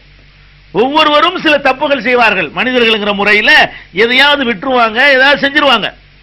அப்படித்தான் பாதுகாக்கப்பட்ட அந்த காலத்தில் எழுதப்பட்ட பிரதிகள் எல்லாம் உலகம் முழுவதும் இருக்கிறது. அதுல தப்பு கிடையாது. அதாவது மனிதன் தான் எழுதி பாதுகாக்கிறான். அப்ப எங்க ஊர்ல குர்ஆன் இப்படி இருக்குது, உங்க ஊர் குர்ஆன் அப்படி இருக்குன்னு சொல்லி எழுத்துக்களை நம்பி பாதுகாக்கப்பட்டிருக்கிற அந்த காலத்தில் அல்லாஹ் சொல்றான், இதை நான் பாதுகாப்பேன். இன்றைக்கு ஒரு குர்ஆனை பார்க்கிறோம், அதே மாதிரி அச்சடிச்சுக்கிட்டு இருக்கிறோம், மிஸ்டேக் வராது. இது என்ன பெரிய ஆச்சரியமா நீங்க கேட்கலாம். சொன்ன காலம் என்னன்னு நீங்க பார்க்கணும். ஒரு நகல் ஒரு பிரதி எனக்கு வேணும்னு சொன்னா நான் அந்த பிரதி ஒரு குர்ஆனை நான் தயாரிப்பதற்காக வேண்டி பல வருடங்களை நான் செலவு பண்ணணும். ஒரு குர்ஆன் எனக்கு அந்த காலத்துல எல்லாம் ஒரு குர்ஆன் எனக்கு வேணும்னு சொன்னா கடையில் போய் வாங்கிட்டு வர முடியாது. நான் உட்கார்ந்து ஒரு யார்ட்டையாவது குர்ஆன் வச்சுக்கிற ஆள்கிட்ட வாங்கிட்டு வந்து நான் அதுக்குள்ளேயே எழுதுறதுக்கு ஒரு சாதனங்களை வைத்துக்கொண்டு தினசரி ஒரு 5 பக்கம் 2 பக்கம் நான் உட்கார்ந்து மெனக்கெட்டு கவனமா எழுத வேண்டும். இந்த மாதிரி பாதுகாக்கிற காலத்துல அல்லாஹ் சொல்கிறான், இன்னா நஹ்னு நஸ்ஸல்னா ذிக்ர வ இன்னா லஹு லஹாஃபிஸூன், நாம் தான் இந்த வேதத்தை இறக்கினோம், நாமே பாதுகாப்போம் என்று அல்லாஹ் சொல்கிறான். இப்படி சொன்னதுக்கு தகுந்த மாதிரி இன்றைக்கு 1400 வருடங்களை கடந்து விட்ட பிறகு பார்த்தால் குர்ஆன் பாதுகாக்கப்பட்டிருக்கிறது. நபிகள் நாயகம் ஸல்லல்லாஹு அலைஹி வஸல்லம் காலத்திற்கு பிறகு அபூபக்கர் சித்திக் ரலியல்லாஹு அன்ஹு காலத்துல அந்த குர்ஆன் தொகுக்கப்பட்டு ஒருங்கிணைக்கப்பட்டு உஸ்மான் ரலியல்லாஹு அன்ஹு காலத்துல பல பிரதிகள் எடுக்கப்பட்டு பல நாடுகளுக்கும் அனுப்பப்பட்டன. அந்த பிரதிகள் இன்னைக்கு கூட தாஷ்கண்ட்ல, ரஷ்யாவுடைய தாஷ்கண்ட் நகரத்துல மியூசியத்தில் இருக்கிறது. அதே மாதிரி இஸ்தம்பூல்ல இருக்கிறது. இந்த குர்ஆன் பிரதி இன்னைக்கு கையில வைத்துக் கொண்டு உங்கள் கையில் இருக்கிற குர்ஆன் பிரதியை வச்சு பாத்தீங்கன்னா ரெண்டும் ஒரே மாதிரியா இருக்கும். அந்த காலத்தில் உள்ள எழுத்துக்கள் வேண்டும் மாறி இருக்குமே தவிர வாசிக்கிற முறைகள் ஒரே மாதிரியா இருக்கிற அற்புதத்தை பார்க்கிறோம். எந்த ஒரு மாற்றத்தையும் காணோம். அதே மாதிரி அந்த குர்ஆனை வைத்து அப்படி வாசிக்க சொல்ல வேண்டியது, இந்த குர்ஆனை ஒருத்தர் வாசிக்க சொல்ல வேண்டியது, எதுலையும் ஒரு வார்த்தை ஒரு எழுத்து கூடல, ஒரு எழுத்து குறையல, அது பாதுகாக்கப்படுது. முஸ்லிம்களுக்கு மத்தியில் எத்தனையோ பிரிவுகளாக நம்ம பிரிஞ்சிட்டா கூட எந்த பிரிவு கேட்டாலும் இதுதான் குர்ஆன்ங்கறாங்க. இந்தியாவுக்கு எது குர்ஆன் அதுதான் அமெரிக்காவுக்கும் குர்ஆன், அமெரிக்காவில் எது குர்ஆன் அதுதான் அரபு நாட்டுக்கும் குர்ஆன், அரபு நாட்டுக்கு எது குர்ஆனோ அதுதான் உலகத்தில் எங்க பார்த்தாலும் குர்ஆன். அப்ப குர்ஆன் என்பது பிரதேசங்களுக்கு தகுந்தவாறு மாறவில்லை, நாட்டுக்கு தகுந்தவாறு மாறவில்லை, காலத்துக்கு தகுந்தவாறு மாறவில்லை. எல்லா காலத்திலையும் 14 நூற்றாண்டுகளாக ஒரே மாதிரியாக இருக்கக்கூடிய அதிசயத்தை பார்க்கிறோம். இது 14 நூற்றாண்டு பாதுகாக்கிற ஒரு அமைப்பு ஏற்பாடுகள் இல்லாத காலத்தில் இருந்த இது இன்றைக்கு பாதுகாத்து ஒரே மாதிரி இருக்கு பாருங்க. முன்னறிவிப்பு நிறைவேறுது. இது எப்ப நிறைவேறுது? நபிகள் நாயகம் ஸல்லல்லாஹு அலைஹி வஸல்லம் காலத்தில் நிறைவேறியது, சஹாபாக்கள் காலத்தில் நிறைவேறியது, முதல் நூற்றாண்டில் நிறைவேறியது, 2வது நூற்றாண்டில் நிறைவேறியது, 3வது நூற்றாண்டில் நிறைவேறியது, நீங்கள் வாழ்ந்து கொண்டிருக்கிற இந்த நூற்றாண்டிலும் நிறைவேறிக் கொண்டிருக்கிறது. இன்னொரு 10,000 வருஷம் கழிந்தாலும் இப்படியே இருக்கும். இன்னும் 10,000 வருஷங்களை உலகம் கடந்து போனாலும் குர்ஆன் இப்படியே இருக்கும். இன்னும் பாதுகாப்பதற்குரிய சாதனங்கள் அதிகமா இருக்கிற காலம் இது. அந்த காலத்திலே பாதுகாக்கப்பட்ட ஒன்று இனிமேல் பாதுகாக்கப்படாமல் போகணும்னு சொல்ல முடியாது. அப்படிப்பட்ட காலத்தில் நம்ம வாழ்ந்து கொண்டிருக்கிறோம். பெருமானார் ஸல்லல்லாஹு அலைஹி வஸல்லம் அவர்கள் இந்த குர்ஆன் இறை வேதம் என்று சொல்லி இது பாதுகாக்கப்படும் என்றும் சொன்னார்கள். இந்த பாரு நான் சொல்றேன், நான் இறைவன் தூதர் சொல்றேன், இந்த வேதம் பாதுகாக்கப்படும். எப்ப சொல்றாங்க? அவர்கள் வாழ்ந்த காலத்தில் வேதம் கொடுக்கப்பட்ட பல சமுதாயம் இருந்தது, அவர்கள் பாதுகாக்க முடியல. ஈசா நபிக்கும் நபிகள் நாயகம் ஸல்லல்லாஹு அலைஹி வஸல்லத்துக்கும் 570 வருஷம் வித்தியாசம். 570 வருஷத்துக்கு பாதுகாக்க முடியல.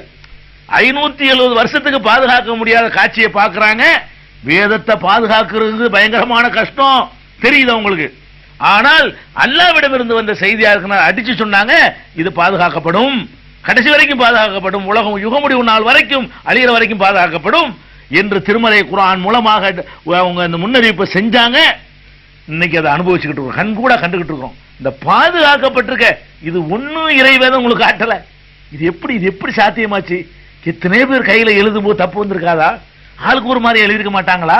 2 சஹாபி 2 மாதிரி எழுதுனா அந்த 2 பேர்ட்ட இருந்து எங்கெல்லாம் போனுச்சோ அத்தனை குர்ஆன் உண்டாயிருக்குமே, ஏன் உண்டாவல? அப்ப இதான் நமக்கு ஆச்சரியமா இருக்குது. இது இறைவேதம் என்பதற்கு பெரிய ப்ரூஃபாக இருக்கிறது. இது மாதிரி நபிகள் நாயகம் ஸல்லல்லாஹு அலைஹி வஸல்லம் அவர்களுடைய இன்னொரு முன்னறிவிப்பை பாருங்கள். என்ன முன்னறிவிப்பு? இதுவும் நம்ம காலத்தில் அனுபவிக்கிற முன்னறிவிப்பு. நீங்களே இன்னைக்கு பார்த்துட்டு இருக்கிறீங்க. என்ன பார்க்கிறோம்? இன்னைக்கு இன்றைய யுகம் காலம் சுருங்கி போயிருக்கிற ஒரு யுகத்தில் வாழ்ந்துகிட்டு இருக்கிறோம். காலம் மொத்தமா சுருங்கி போச்சு. காலம் சுருங்கி போச்சுன்னா என்ன? ஒரு 100 வருஷத்துக்கு முன்னாடி ஒரு நாள் செஞ்ச வேலையை இன்னைக்கு ஒரு 5 நிமிஷத்துல செய்யலாம். 100 வருஷத்துக்கு முன்னாடி ஒரு வேலையை செய்வதற்கு ஒரு நாள் தேவைப்பட்டுச்சுன்னு சொன்னா நம்ம வாழ்ந்திருக்கிற காலத்துல இப்ப என்ன செய்ய முடியும்? இத ஒரு 5 நிமிஷம் நமக்கு போதும். அத்தனை மடங்கு நமக்கு ரொம்ப காலம் சுருங்கி இருக்கிறது. ஒரு பிரயாணம் எடுத்துக்கொள்வோமே, அந்த காலத்துல பிரயாணம் பண்ணுவதற்கு ஒரு நாள் பூரா எவ்வளவு பிரயாணம் பண்ணுவாங்க? அதை நம்ம 5 நிமிஷத்தில் பண்ணலாம். ஒரு நாள் பூரா பிரயாணம் பண்ணி போனால் எவ்வளவு தூரத்தை குதிரையிலையோ மாட்டு வண்டியிலையோ ஏறி அவர்கள் அந்த காலத்து சாதனத்தை வைத்து பிரயாணம் பண்ணுவதாக இருந்தால் அவர்களுக்கு எவ்வளவு காலம் எடுக்குமோ அதை விட பல நூறு மடங்கு குறைந்த காலத்தில் நம்முடைய பிரயாணம் இன்னைக்கு அமைஞ்சிருக்கு. அதாவது காலம் சுருங்கி போயிருக்கு. இதுக்கு என்ன அர்த்தம்? காலம் நமக்கு ரொம்ப சுருங்கி போச்சு, ஷார்ட் ஆகி போச்சு. அதே மாதிரி ஒரு காரியத்தை செய்வதை வச்சுக்கிறோம். நான் அணிந்திருக்கிற இந்த சட்டை, இதை ஒரு 100 வருஷத்துக்கு முந்தி தயாரிப்பதாக இருந்தால் என்ன செய்யணும்? நானே பஞ்சை எடுத்து, நானே நூல் நூற்று, நானே அதை துணியாக நெசவு செய்து, நானே அதை வெட்டி, நானே கையில ஊசி எடுத்துக்கொண்டு நூலை கோர்த்து கொண்டு தைக்கணும். ஒரு சட்டையை தைக்கிறதுக்கு கிட்டத்தட்ட ஒரு 2 மாசம் எனக்கு வேணும். அப்பதான் நான் போட்டிருக்கிற இந்த சட்டை எனக்கு உண்டாக்கிற முடியும். அப்படிப்பட்ட காலத்தில் வாழ்ந்த சட்டைக்கு 2 மாசம், 2 மாசத்துல தைக்கிற ஒரு சட்டைய இன்னைக்கு என்ன ஒண்ணும் கிடையாது, பஞ்சத்துக்கு கொற்ற வேலை மட்டும்தான். துணியா இறங்கிரும், துணியை கொண்டே வெட்டி கொடுக்க வேண்டியதுதான், மிஷின்ல சிறுன்னு அடிச்சு விட்டு போயிடும், அவ்வளவுதான். அப்போ அதிகமான ஆர்டர் வர்றதுனால வேண்டாம், கொடுத்த சட்டை ஒரு வாரத்தில் தருவான். தச்சு வாங்கணும்னு உட்கார்ந்து வாங்க நினைச்சோம்னு சொன்னா 5 நிமிஷத்துல 10 நிமிஷத்துல ஒரு சட்டை கையில வந்துடும். நான் போட்டுக்கிற சட்டை 2 மாசத்துல செய்யற ஒரு சட்டைய இன்னைக்கு 10 நிமிஷம் செஞ்சு போடுறான். நெல் அரிசி ஆக்குறா இருந்தாலும் சரி, நெல் அரிசி ஆக்குறதுக்கு அரிசியை ஒரு குத்தி உரல்ல போட்டு கை குத்தல் குத்துன்னு குத்தி ஒரு மூட்டை நெல் அரிசி ஆக்குறதுக்கு ஒரு 3 மாசம் 7-8 கிழவிகள் உட்கார்ந்து கொண்டு செய்யற காட்சியெல்லாம் நீங்க பார்த்திருப்பீங்க. உங்களுக்கு காலத்துல இருந்திருக்கு. அப்ப இதுக்கு முந்தின காலம் எப்படி இருந்திருக்குன்னு பாத்துக்கிறங்க. இன்னைக்கு என்ன, அவன் பாடு 2000 மூட்டை கொண்டு உள்ள கொட்டுறாங்க, அரிசியா வந்துகிட்டு இருக்கு. ஒரு பக்கம் கிட்ட அரிசி வருது, ஒரு பக்கம் உமி தனியா தவிட்டு தனியா போகுது, பாக்குறீங்க. அப்ப அதாவது 3-4 மாசத்துல செய்யற வேலை சில நிமிடங்களில் சில மணி துளிகளில் செய்து முடிக்கிற காட்சியை பாக்குறீங்க. இதெல்லாம் ஒரு 100 வருஷத்துக்கு முன்னாடி இப்படி எல்லாம் நடக்கும்னு எதிர்பார்க்கலாம். இப்ப நம்ம கூட இந்த விமானத்தை எல்லாம் கண்டுபிடிச்ச உடனே இதை விட கூட கண்டுபிடிப்பாங்கன்னு என்ன செய்யலாம், இப்ப அனுமானிக்கிற காலம். இந்த எந்திரம் வந்த பிறகு, மின் சக்திகளை கண்டுபிடித்த பிறகு இதை கொண்டு என்ன வேண்டாலும் செய்யலாம் இன்னைக்கு அனுமானிக்க முடியும். ஆனால் மின் சக்திகள் கண்டுபிடிக்கப்படாத காலத்தில் இப்படியானதெல்லாம் வரும் என்று எவனாலையும் கற்பனை பண்ணவே முடியாது. இந்த மாதிரிலாம் இப்படி பறக்குவாங்க, மனிதன் என்ற முறையில் ஆகாயத்தில் பறக்குவாங்க, ஒரு நாள் பிரயாணத்தை 1 மணி நேரத்தில் போயிருவாங்க. இதெல்லாம் இன்னைக்கு நான் சொல்லலாம். இன்னைக்கு அது மாதிரி பார்த்துவிட்டு இது பன்மடங்கு பெருகும்னு சொல்லலாம். ஒரு அடிப்படை இருக்கிறதுனால, மின் சக்தி என்ற அடிப்படை இருக்கிற காரணத்தினால இதெல்லாம் செய்யலாம். அந்த காலத்துல ஒரு கால்நடை தான் இழுத்துக்கிட்டு போவோம் வண்டியை, வண்டி இழுக்கிறாங்க, மின்சக்தி கிடையாது. அப்ப கால்நடை உலகத்தில் உள்ள கால்நடைகள்ல அதிகமா வேகம் உள்ள குதிரை போகும்னு வச்சுக்கிருவோம். அந்த வேகத்துக்கு மேல போகணும் மனுஷன் கற்பனை செய்ய முடியாது. நபிகள் நாயகம் ஸல்லல்லாஹு அலைஹி வஸல்லம் இறை தூதர் தான் என்பதற்கான ப்ரூஃப் என்ன தெரியுமா? இதை அப்படியே சொல்றாங்க. பெருமானார் ஸல்லல்லாஹு அலைஹி வஸல்லம் இன்றைக்கு நீங்கள் எதை அனுபவித்துக் கொண்டிருக்கிறீர்களோ அது அப்படி சொல்றாங்க. லா தகூமு ஸாஅ, உலக முடிவு நாள், யுக முடிவு நாள் ஏற்படவே செய்யாது. எதுவரைக்கும் ஏற்படாதுன்னு சொன்னா ஹத்தா யதகாரப ஸமான், காலம் சுருங்கி போகிற வரை, காலம் சுருங்கி போகிற வரை உலகம் முடிவு நாள் வராது அப்படின்னு சொன்னா கூட வேற ஏதாவது வியாக்கியானம் பண்ணிட்டு போயிருவாங்க, விளக்குறாங்க நபி ஸல்லல்லாஹு அலைஹி வஸல்லம் அவர்கள். ஃபதகூனு ஸனது கஷ்ஹரி, வருடம் என்பது ஒரு மாதத்தை போல ஆகிவிடும். இப்ப வருடம் என்று சொல்வது அப்ப ஒரு மாதத்தை போல ஆகிவிடும். வஷ்ஷஹரு கல் ஜும்ஆதி, ஒரு மாதம் என்பது ஒரு வாரத்தை போல ஆகிவிடும். இப்ப நீங்க ஒரு மாசம்ங்கறீங்களே, ஒரு மாசம் உங்களுக்கு தேவைப்படும், அப்போ ஒரு வாரம் வாரத்தை போல ஆகிவிடும். ஓ தகூனுல் ஜும்ஆத்து கல் யௌமி, வாரங்கிறது ஒரு நாளை போல ஆகிவிடும், அவ்வளவு சுருங்கி போய்விடும். ஓ யகூனுல் யௌமு கஸாஅதி, ஒரு நாள் என்பது ஒரு மணியை போல ஆகிவிடும். ஓ தகூனு ஸாஅத்து கல்லர்மத்தி பின்னார், ஒரு மணி என்பது ஒரு தீப்பொறி பறக்கிற நேரத்தை போல ஆகிவிடும். அது செகண்ட் கூட சொல்லி காட்டுறாங்க. ஒரு செகண்ட்ல முடிஞ்சு போயிடும். ஒரு மணி நேரம் என்பது ஒரு செகண்டும் ஒரு மணி நேரத்தையும் பார்த்துக்கிறேன், எவ்வளவு டிஃபரெண்ட். அந்த அளவுக்கு ஏற்பட்டு போய்விடும் என்று நபிகள் நாயகம் ஸல்லல்லாஹு அலைஹி வஸல்லம் அவர்கள் சொல்கிறார்கள். அப்ப இது இன்னைக்கு நடந்து கொண்டிருக்கிறதா இல்லையா? பெருமானார் ஸல்லல்லாஹு அலைஹி வஸல்லம் சொன்னது போல காலம் நெருங்கி போச்சு. இது எங்க இருக்குன்னு கேட்டா இப்னு ஹிப்பான்ல இருக்குது, முஸ்னத் அஹ்மதுல இருக்குது, சுனன் திருமதியில இருக்குது, இன்னும் பல ஏராளமான நூல்கள்ல இருக்குது. பெருமானார் ஸல்லல்லாஹு அலைஹி வஸல்லம் சொன்னது கூட இன்னைக்கு பார்க்கிறோம். எவ்வளவு கண்டுபிடிப்பு, எல்லா நேரத்தை சேவ் பண்ற ஒரு கண்டுபிடிப்பா இருக்கு. இப்ப எழுதுறதே வச்சுக்கிறோமே, உட்கார்ந்து எழுத எவ்வளவு நேரம் ஆகும், ஒரு பிரதி எடுக்க எவ்வளவு நேரம் ஆகும், மிஷின்ல போட்டு விடுறான், லட்சம் பிரதி, 3 லட்சம் காப்பி, 10 லட்சம் காப்பி பத்திரிகைகள் விக்குது. எவ்வளவு நேரத்தில் அடிச்சு முடிக்கிறான்? 5 லட்சம் 10 லட்சம் 20 லட்சம் காப்பிகளையும் ராத்திரிக்கு டெய்லி பத்திரிக்கை வித்துக்கிட்டு இருக்கு கடையில. ராத்திரிக்கு அடிக்கிறான், காலில் வந்துருது. 2-3 மணி நேரத்தில் அத்தனை லட்சம் பிரதிகள் அடிச்சிடறான். அப்ப இப்படி எல்லா வேலையும் எழுதுறதா இருந்தாலும் சரி, ஓடுறதா இருந்தாலும் சரி, பிரயாணமா இருந்தாலும் சரி, பொருள்களை தயாரிக்கிறதா இருந்தாலும் சரி, அது எல்லாமே எல்லாம் எதையுமே சொல்ல முடியாது. அந்த மாதிரியான ஒரு அதிசயம் நிகழும் என்று நபிகள் நாயகம் ஸல்லல்லாஹு அலைஹி வஸல்லம் சொன்னாங்க. அது இன்னைக்கு நிகழ்ந்து கொண்டிருக்கிறது, நம்ம அனுபவிச்சு கொண்டிருக்கிறோம். இதே மாதிரி இன்றைய காலத்திலையும் நம்ம அனுபவித்துக் கொண்டிருக்கிற ஒரு முக்கியமான முன்னறிவிப்பு, ரொம்ப ஆச்சரியமான முன்னறிவிப்பு. ஒரு முன்னறிவிப்பு இல்ல, ஒரு ஹதீஸுக்குள்ள 2 முன்னறிவிப்பு சேர்ந்திருக்கிறது. அது என்ன முன்னறிவிப்புங்கிறதுக்கு முன்னாடி ஒரு விஷயத்தை உங்களுக்கு நீங்கள் வழங்கிக் கொள்ள வேண்டும். என்ன விஷயம் என்றால், பெருமானார் ஸல்லல்லாஹு அலைஹி வஸல்லம் காலத்துல அதுல இருந்து பல 100 வருஷங்களுக்கு, நபி ஸல்லல்லாஹு அலைஹி வஸல்லம் காலத்துல இருந்து பல 100 வருஷங்களுக்கு மனிதனுக்கு ரொம்ப விலை மதிப்புள்ள பொருளாக இருந்தது குதிரை. பெருமானார் ஸல்லல்லாஹு அலைஹி வஸல்லம் காலத்துல இருந்தும் சரி, அதுக்கு பிந்தின காலங்கள்லயும் சரி, அதாவது இந்த எந்திரங்கள் கண்டுபிடிக்கப்படுறதுக்கு முன்னாடி வரைக்கும். இப்ப எந்திரம் கண்டுபிடிச்ச பிறகு நம்மள்ட்ட வந்து அந்த கார் இருக்கா, இந்த கார் இருக்குதா அப்படின்னு அது பெருமை அடிச்சுக்கிறோம்ல. அந்த காலத்துல அதிகபட்சமா வேகம் எது? குதிரை தானே போகும். வேகமும் அதிகமா இருக்கும். அதே நேரத்தில் அதுக்கு வந்து களைப்பு வராது. குதிரை எவ்வளவு நேரம் வேண்டாலும் மூச்சரைக்கு ஓடிக்கொண்டே இருக்கும். அதுக்கு வந்து படுத்து பெறலாது, தூங்காது. அந்த மாதிரியான ஒரு அதிசய பிராணியா எல்லாம் படைச்சு வச்சிருக்கிறான். அது போக அந்த காலத்துல வந்து யுத்தங்கள் இருந்துச்சு பாருங்க. யுத்தத்துல மனுஷனு மோதிக்கிட்டான்னு வைங்க, ஜெயிக்க இயலாது. அதுல வந்து 1000 பேர் வர்ற இடத்துல ஒரு 50 குதிரை வீரம் போனான்னு வைங்க, குதிரை மிதிச்சியை தள்ளி போட்டு பயந்து ஓடி போயிடுவாங்க. அந்த காலத்துல குதிரையை போருக்கு யூஸ் பண்ணும் பொழுது அது அப்படியே பாயும், ஹும்முன்னு ஒரு உரிமைக்கிட்டு பாய்ச்சின்னு வைங்க, பதறி ஓட ஆரம்பிச்சிருவானுங்க. அப்போ ஒரு நாட்டுக்கு வந்து குதிரைங்கிறது ரொம்ப முக்கியமானதா இருந்துச்சு. எல்லாரும் குதிரைப்படை வச்சிருந்தாங்க. அந்த காலத்துல படையை சொல்லும் பொழுது குதிரைப்படைன்ற ஒரு படை இருக்கும். குதிரைப்படை இல்லாமல் எந்த ஒரு நாடுமே இருக்காது.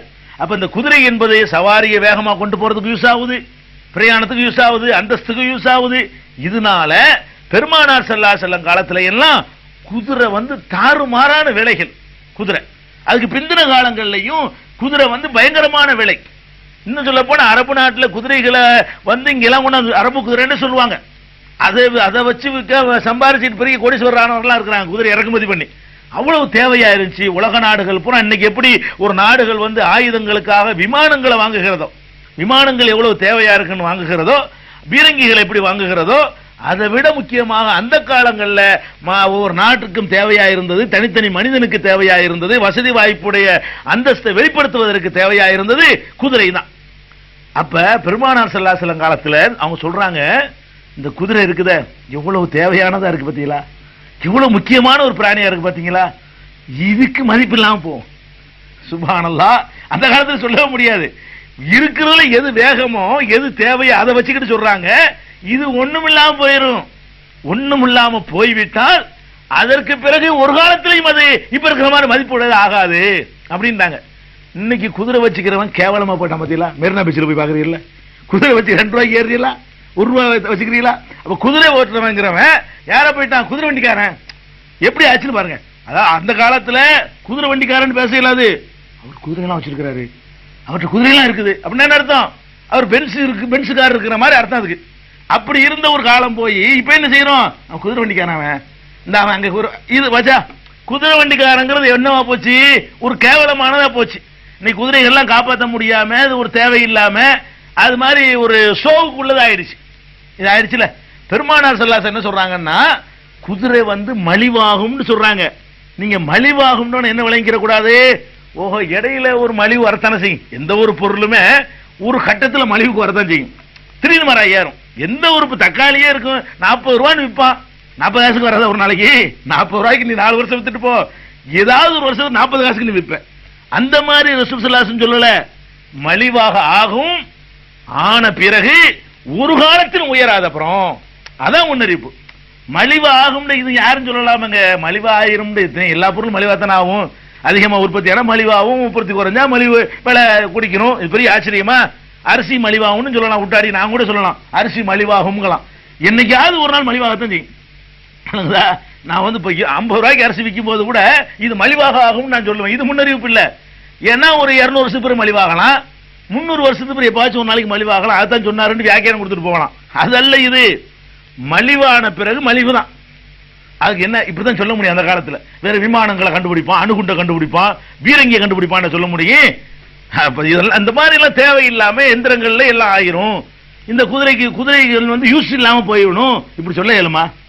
இப்படி எப்படி யாரால சொல்ல முடியும்? மனிதனுக்கு வந்து எது ரொம்ப விரைவான வாகனம் என்று கருதி கொண்டிருந்தானோ அதே யூஸ்லெஸ்ங்கிறாங்க, அது ஒண்ணுக்கு உதவாதுங்கிறாங்க. அப்ப இந்த மாதிரி பெருமானார் ஸல்லல்லாஹு அலைஹி வஸல்லம் அவர்கள் நமக்கு சொல்றாங்க, குதிரை வந்து மலிவாயிரும், மலிவான பிறகு ஒரு காலத்திலையும் அது வந்து விலை உயராது, அதனுடைய மதிப்பு ஏறாது என்று சொன்னார்கள். அதை இன்னைக்கு பார்த்துக்கிட்டு இருக்கிறோம். அதோட சேர்த்து இன்னொன்னையும் சொன்னாங்க, ரெண்டையும் சேர்த்து நான் அந்த அதிசயம் வாசிக்கிறேன். என்னன்னு கேட்டா, பெருமானார் ஸல்லல்லாஹு அலைஹி வஸல்லம் காலத்துல பெண்கள் இருக்காங்கல்ல, பெண்களை கல்யாணம் பண்றதா இருந்தா சும்மாலாம் பண்ண இயலாது. என்ன கல்யாணம் பண்றதா இருந்தா அதுக்கு நம்ம வந்து மகர் கொடுக்கணும், பெரிய தொகையெல்லாம் கொடுக்கணும், காசு நம்ம கொடுத்து தான் ஒரு பெண்ணை கல்யாணம் பண்ண முடியும். இப்படித்தான் அவங்க காலத்துல அங்க மட்டும் இல்ல, நம்ம நாட்டில் இருந்துச்சு, உலகம் முழுசு இருந்துச்சு. பரிசம்னு சொன்னான், இதான் உலகம் பூரா நடைமுறையா இருந்துச்சு. பெருமானார் ஸல்லல்லாஹு அலைஹி வஸல்லம் சொல்றாங்க, இந்த பெண்கள் இருக்காங்களே இவ்வளவு உயர்வா, அதாவது ஒரு பொம்பளை பிள்ளைய பத்தா அவர் பெரிய கிராக்கி பண்ணிக்கிறார், நான் பொண்ணு தர மாட்டேன் அப்படிம்பாரு. அந்த மாதிரி கௌரவமாக ரசூல் ஸல்லல்லாஹு அலைஹி வஸல்லம் காலத்துல இருக்குது. இப்படித்தான் தொடரும்னு தான் நீங்களா இருந்தா நானா இருந்தா நினைக்குவோம். இறை தூதரா இல்லாம சாதாரண மனுஷரா இருந்தா இப்படித்தான் தொடரும்னு நினைக்குவோம். பெருமானார் ஸல்லல்லாஹு அலைஹி வஸல்லம் சொன்னாங்க, இந்த பெண்கள் இருக்காங்களே ரொம்ப சீப்பா போகும், ஒரு காலம் வரும் ரொம்ப சீப்பா போவாங்க. சீப்பா போயிட்டாங்கன்னு வைங்களேன், சீப்பா போயிட்டா அவ்வளவு அப்படித்தான் இருப்பாங்க. இன்னைக்கு என்ன நிலைமை, பெண்ணையும் கொடுக்கறதுக்கு ரூபா ஆக்குறான். பெண்ணை வந்து கட்டிக்கிறதுக்காக வேண்டி அவன் ரூபா கொடுத்து கட்டுறதுக்கு பதிலா உன் பொண்ணை நான் கட்டிக்கிறதா இருந்தா எனக்கு 1 லட்சம் ரூபா தர்றியான்னு, இது எவ்வளவு சீப்புன்னு பத்தியல. அதாவது இவர் பொண்ணையும் கட்டிக்கிறவாராம், அவர் கட்டிக்கிறதுக்காக வேண்டி இவருக்கு ரூபா கொடுக்கணுமா, இவர் வந்து கூட்டிட்டு வர்றதுக்காக வேண்டி. அப்ப இது சீப்புலைங்க மகா மட்டமா போச்சு பார்த்தீங்களா. பெண்களை வந்து அவ்வளவு மட்டமாக ஒரு நிலைக்கு ஆளாகும், அப்படி ஒரு நிலை உண்டாகும்டாங்களே. இன்னைக்கு ஜமாத்தெல்லாம் சேர்ந்துக்கிட்டு மக்களை வரதட்சணை வாங்குற பாருங்க, முஸ்லீம்ல வாங்குற பாருங்க, அதுக்கு துணையா நிக்கிறோம் பாருங்க. பெண்களை எவ்வளவு கேவலமா ஆக்கிவிட்டோம் பார்த்தீங்களா.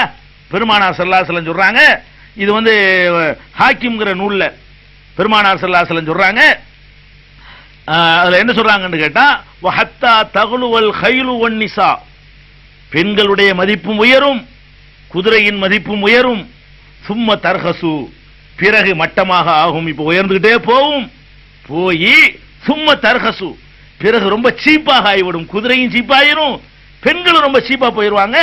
ஃபலா தகுலு இலா யௌமில் கியாமா, அப்புறம் கியாம நாள் வரைக்கும் அது உயராது, கியாம நாள் வரைக்கும் அதான் நிலைமைன்னு சொல்லி பெருமானார் ஸல்லல்லாஹு அலைஹி வஸல்லம் சொன்னாங்களே. இன்னைக்கு பார்த்துட்டு இருக்கோம், குதிரைக்கு மரியாதை இல்லை, பொம்பளைக்கு மரியாதை இல்லை, ஆனா உயர்ந்துச்சு. பெருமானார் ஸல்லல்லாஹு அலைஹி வஸல்லம் காலத்துக்கு பிறகு அப்படியே மேல வந்துச்சு, அந்தஸ்துக்கு மேல அந்தஸ்து பெண்களுக்கு.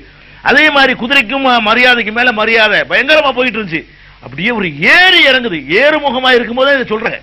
அதாவது சில விஷயங்கள் இறங்கிக்கிட்டு இருக்கும்போது ஒருத்தன் கடை வச்சிருக்கிறான், அப்படியே வியாபாரம் குறையுது, இப்ப கடைக்கிட்டு நின்று பாக்குறோம் கூட்டமே இல்ல, ஒரு மேப்படியா இறங்கிட்டு இருக்காங்கன்னு சொல்லி போடலாம். ஒரு கடையில ஏறி போயிட்டு இருக்கு அது பாட்டுக்கு, அதை வந்து அதை சொல்ல இயலாது. இவன் இருக்கானே இப்படி போயிட்டு இருக்கல, இப்படி போய் இறங்குவான் பாரு, இப்படி சொல்ல இயலாது. பெருமானார் ஸல்லல்லாஹு அலைஹி வஸல்லம் காலத்திலையும் குதிரை மரியாதையா இருக்கு, மரியாதையை நோக்கி அது பெரிய மதிப்புரையை நோக்கி போய் கொண்டு வர இருக்குது. அப்ப சொல்றாங்க பெருமானார் ஸல்லல்லாஹு அலைஹி வஸல்லம், இது நிக்காது, இது விழுந்துரும், கொஞ்ச நாளைக்கு அப்படி ஏறிட்டு இறங்கிரும்ங்கறாங்க.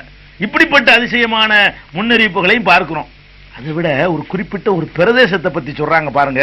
பெருமானார் ஸல்லல்லாஹு அலைஹி வஸல்லம் தன்னுடைய பிரதேசம், அவர்கள் வாழ்ந்த பிரதேசம், என்ன பிரதேசம், அரபு பகுதி. உங்களுக்கு தெரியும் அந்த அரபு பகுதியுடைய நிலைமை என்ன, எல்லாத்திலையும் அது பலமே இல்லாத பகுதி, அதாவது தீண்டத்தகாத, யாருக்கும் தேவையில்லை, யுத்தம் செஞ்சு கூட இவனும் பிடிக்க ஆசைப்பட மாட்டான் அந்த காலத்துல. அந்த மண்ணை அதை வச்சு என்ன பண்றதுங்கிற, ஒரு பயிர் முளைக்குமா, ஒரு பச்சை முளைக்குமா, அது நிலத்தடி நீராவது தோண்டா தான் கிடைக்குமா, ஒண்ணும் கிடைக்காது. ஒரு பயிரும் இல்ல, பச்சை பாலைவனம்ன்றாங்கல்ல, பாலைவனத்துல போய் எவன் இருப்பான், ஒருத்தன் இருக்க மாட்டான், சும்மா ஒருத்தன் வாங்க மாட்டான் அந்த காலத்துல. அப்ப பாலைவனமாக இருந்த, இப்போதைக்கு பெட்ரோல்லாம் இருக்குங்கிறக்காண்டி இப்ப போறாங்க, அது ஒரு விஷயம். அன்றைக்கு உள்ள நிலைமையில வந்து வெறுமனே பேரிச்சம்பழம், எந்த வெயிலையும் தாங்கக்கூடிய பேரிச்சம்பழம் உற்பத்தி ஆகும், ஒட்டகம் அது வந்து அதன் வாழும், மற்றபடி பெரிய அளவுக்குலாம் ஒண்ணுமே செய்ய முடியாது. இதான் அங்க உள்ள ஒரு சொத்து. இப்படிப்பட்ட ஒரு நாட்டுல வந்து ஆறுகள் ஓடும், சோலைகள் வரும், ஜேஜேண்டு வரும், செழிப்பா. யாரா சொல்ல இயலுமா, எதை சொல்லலாம், ஒரு பக்கத்துல ஆறு ஓடுற ஊரை பார்த்துட்டு அந்த ஊரை பத்தி என்ன செய்யலாம், அந்த ஊர் இருக்க புறம்போக்க பார்த்தா எங்கேயோ போயிருப்பான்னு சொல்லலாம். எதை சொல்றாங்க, ஆறும் கிடையாது, அங்க ஏரியும் கிடையாது, குளமும் கிடையாது, குட்டையும் கிடையாது, மரஞ்செடி கொடிகளும் கிடையாது, சோலைகளும் கிடையாது, நிலத்தடியில நீரும் கிடையாது, வெயிலும் தாங்கல, மண்டையை வெடிக்கும். அந்த மாதிரியான ஊர்ல உட்கார்ந்துக்கிட்டு இது வந்து ரொம்ப ரொம்ப செழிப்பா ஆகும், ரொம்ப பசுமையா மாறுண்டு யாரா சொல்ல இயலுமா, கற்பனை கூட செய்ய முடியாது. இந்த மாதிரி அந்த அரபு பிரதேசம் வந்து அப்படி வரும்னு சொல்ல முடியாது. எந்த அளவுக்கு அவங்களுடைய நிலைமை இருந்துச்சுன்னு சொன்னா, பெருமானார் ஸல்லல்லாஹு அலைஹி வஸல்லம் அவர்கள் இந்த கையில தண்ணி எடுக்கிறோம்ல, இது எவ்வளவு இருக்கும், இதுல உழு செஞ்சு முடிச்சிருவாங்களாம். உங்களுக்கு முடியுமா? இதுல எவ்வளவு தண்ணி இருக்கு, இதுல ஒழு செஞ்சு முடிச்சிருவாங்கன்னா தண்ணிக்கு எவ்வளவு தட்டுப்பான்னு பாருங்க. இவ்வளவுதான். இது மாதிரி 4 தடவை அள்ளி போடுறீங்க, அது எவ்வளவு இருக்கு, அதுல குளிப்பாங்களாம். அந்த காலத்து தடவி அழுக்கெல்லாம் போடுறது தடவிக்கிட்டு ஊத்தி விட வேண்டியதான். அதான் அழுக்கு போகலாமே தவிர இந்த உஷ்ணம் போக்குறது குளிக்கிறோமா, நம்ம திறந்து விட்டுக்கிட்டு ஒரு டேங்க் காலி ஆக்குறோமே, அது முடியாதுங்க. அங்க என்ன நடக்கும், 4 கையில அள்ளி வச்சு அதுல அழுக்கு வாசம் கெட்ட வாசம் எல்லாம் போக்குறது, அதுக்கு தான் குளிப்பாங்க. அதான் முடியும். அந்த காலத்துல வந்து அதுதான் சாத்தியப்படும். அந்த மண்ணுல அன்னைக்கு உள்ள சூழ்நிலையில இந்த மாதிரி போரிங்கு கீரிங்கெல்லாம் இல்லாத காலத்துல நிலத்தடி போட்டு 200 அடி 500 அடி போட்டு கூட தூக்குறதுக்கு அந்த சாமான்லாம் கிடையாது. தோண்டுனா கிணறு வர்ற அளவுக்கு வேணா சில பகுதிகளில் இருந்துச்சு, ரொம்ப குறைந்த பகுதிகளில். அதனால தண்ணிங்கிறது ஒரு பெரிய பயங்கரமான தட்டுப்பாடு உள்ள பகுதி, தட்டுப்பாடு உள்ள ஒரு பொருளா இருக்கும் பொழுது அந்த மண்ணு வந்து ஒரு வளங்குளிக்கும் என்று எவனாலையும் சொல்ல இயலாது மனுஷனால. நபிகள் நாயகம் ஸல்லல்லாஹு அலைஹி வஸல்லம் சொல்றாங்க பாருங்க, சஹீஹ் முஸ்லிம்ல 157வது ஹதீஸ், லா தகூமு ஸாஅ, கியாமத் நாள் வரவே வராது. எது வரைக்கும் வராது தெரியுமா? ஹத்தா தஊத அர்துல் அரபி முருஜம் அன்ஹாரா, இந்த அரபு பிரதேசம், இந்த அரபு பாலைவன பிரதேசம் நதிகளும் சோலைகளும் கொண்டதாக மாறாத வரை, செழிப்பாகாத வரை சரி கியாமத் நாள் உலகம் அழியாது. நீங்க நினைச்சுக்கிட்டீங்க பாலைவனமா இருக்கும்னு, இல்ல சோலையா மாறும், செழித்து வரும்னு சொன்னாங்க. கற்பனை பண்ண, இந்த பாலைவனம் செழிக்குமா? எப்படி செழிக்கும் கற்பனை பண்ண இயலாது. எவன் சொன்னாலும் இது ஒரு ரூசுன்னு இருப்பாங்க, அப்படிப்பட்ட வாசகம் இது. அந்த ஊரை போய் இந்த ஆளு செழிப்புங்கிறாரு. என்ன ஆச்சு? கற்பனை செய்ய முடியாத கருப்பு தங்கத்தை எல்லாம் கொடுக்குறான் பாருங்களேன். செழிப்பாக்குறதுக்காக வேண்டி எங்க ஒண்ணுமே வராதுன்னு நினைச்சோமோ அங்க தோன்றுனா கருப்பு தங்கம், பெட்ரோல், அது கருப்பா வரும். அதை எடுத்து அதை ஃபில்டர் பண்ணி பெட்ரோலு, டீசலு, மண்ணெண்ணெய், தாருண்டு பல வகையான பொருள்களை உலக குருடாயிலாம் உலகத்துக்கு ஏற்றுமதி பண்ணி இன்னைக்கு என்னாச்சு? எல்லாம் ஆடு மேய்க்கிறவன்லாம் 2 கார் வச்சுக்கிறான். மேய்க்கிறது ஆடு, அவளுக்கு 2 கார் இருக்கும். கையெழுத்து போட தெரியாது, அவளுக்கு 2 பங்களா இருக்கும். அப்ப அந்த அரபு பிரதேசங்கள் வந்து ரொம்ப சோலைவனமாக செல்வ செழிப்பு மிக்கதாக மாறும்னு சொன்னாங்களே, அந்த பாலைவனத்தை நோக்கித்தான் எல்லாம் போகுது. ஒரு வாட்சி கண்டுபிடிச்சா கூட அரபில இங்கிலீஷ்லயும் தேதி வைக்கிறான். ஜப்பான்காரன் கண்டுபிடிக்கிறான் வாட்சி, டேட்டுக்கு காட்டுற வாட்சி.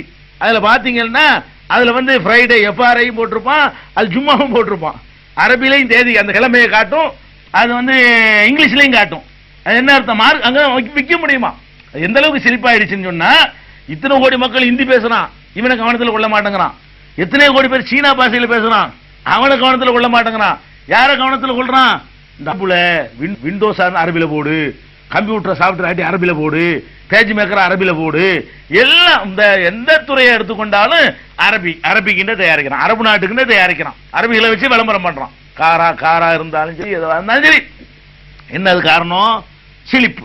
இந்த செழிப்பை இந்த அளவுக்கு உலகம் எல்லாம் அதை நோக்கி ஓடுது. செழிப்பு அது மார்க்கெட் பண்றதுக்காக வேண்டி நம்ம நாட்டில் 100 கோடி பேர்கிட்ட விற்கிற சமான அங்க உள்ள 6 கோடி பேர் வித்துட்டு வந்துடுறாங்க. அதை தாண்டி 100 கோடி பேர்கிட்ட கொண்டாந்து விட்டாலும் விற்காது. இதை விட அதிகமான மார்க்கெட் எங்க இருக்கும்னா 6 கோடி பேர்கிட்ட வந்து வித்துட்டு போயிடுறான். அப்ப பெருமானார் ஸல்லல்லாஹு, இது எப்படிங்க சொல்ல முடியும்? இது எப்படி? இதை கணிச்சு சொல்றதா? இதை ஆராய்ச்சி பண்ணி சொல்றதா? அதற்கான அறிகுறியாவது இருந்துச்சா? மண்ணுக்கு கீழே பெட்ரோல் இருக்குங்கிற அறிவெல்லாம் ரசூலுல்லாஹ்வுக்கு இருந்துச்சா? இல்ல. அப்ப எப்படி நீங்க இதை யோசிக்கணும்? இது வந்து கண்டிப்பா ஒரு இறை தூர்தான். இது என்ன நடக்காதுன்னு சொன்னாருன்னு நம்ம கண்ணு முன்னாடி பார்த்துட்டு இருக்கிறோம்.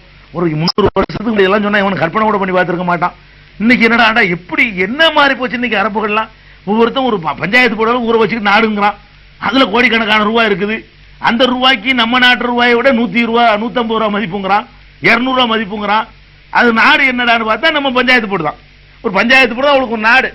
அவனுடைய கரன்சிக்கு உள்ள மதிப்பு பாத்தீங்கன்னா எப்படி போயிட்டு இருக்கு? இந்த அர்துல் அரபுண்டாங்க, அரபு மண்ணுண்டாங்க. இந்த அரபு மண்ணு முழுசும் அப்படி இருக்குது. ஒரு சவுதி மட்டும் இல்ல. சவுதி எப்படி ஆயிரும் சொல்லல, அர்துல் அரபுங்கிறாங்க ரசூல் ஸல்லல்லாஹு அலைஹி வஸல்லம். அரபு மண்ணு அப்படி ஆகும். மொத்த அரபு ஈராக்லையும் அந்த மண்ணு இங்க போட்டு நெருக்கடி கொடுக்கறதுனால வேண்டாம் ஈராக்ல அப்படி இல்லாம இருக்கலாம். இப்போ அங்க உற்பத்தி ஆகிட்டு தான் இருக்குது.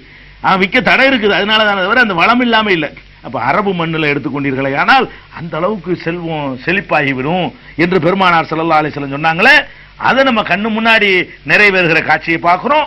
இது மட்டும் இல்ல, இன்னும் இருக்கு. இது இன்ஷா அல்லாஹ் நம்ம அடுத்தடுத்த நாட்களில் பார்ப்போம். அஸ்ஸலாமு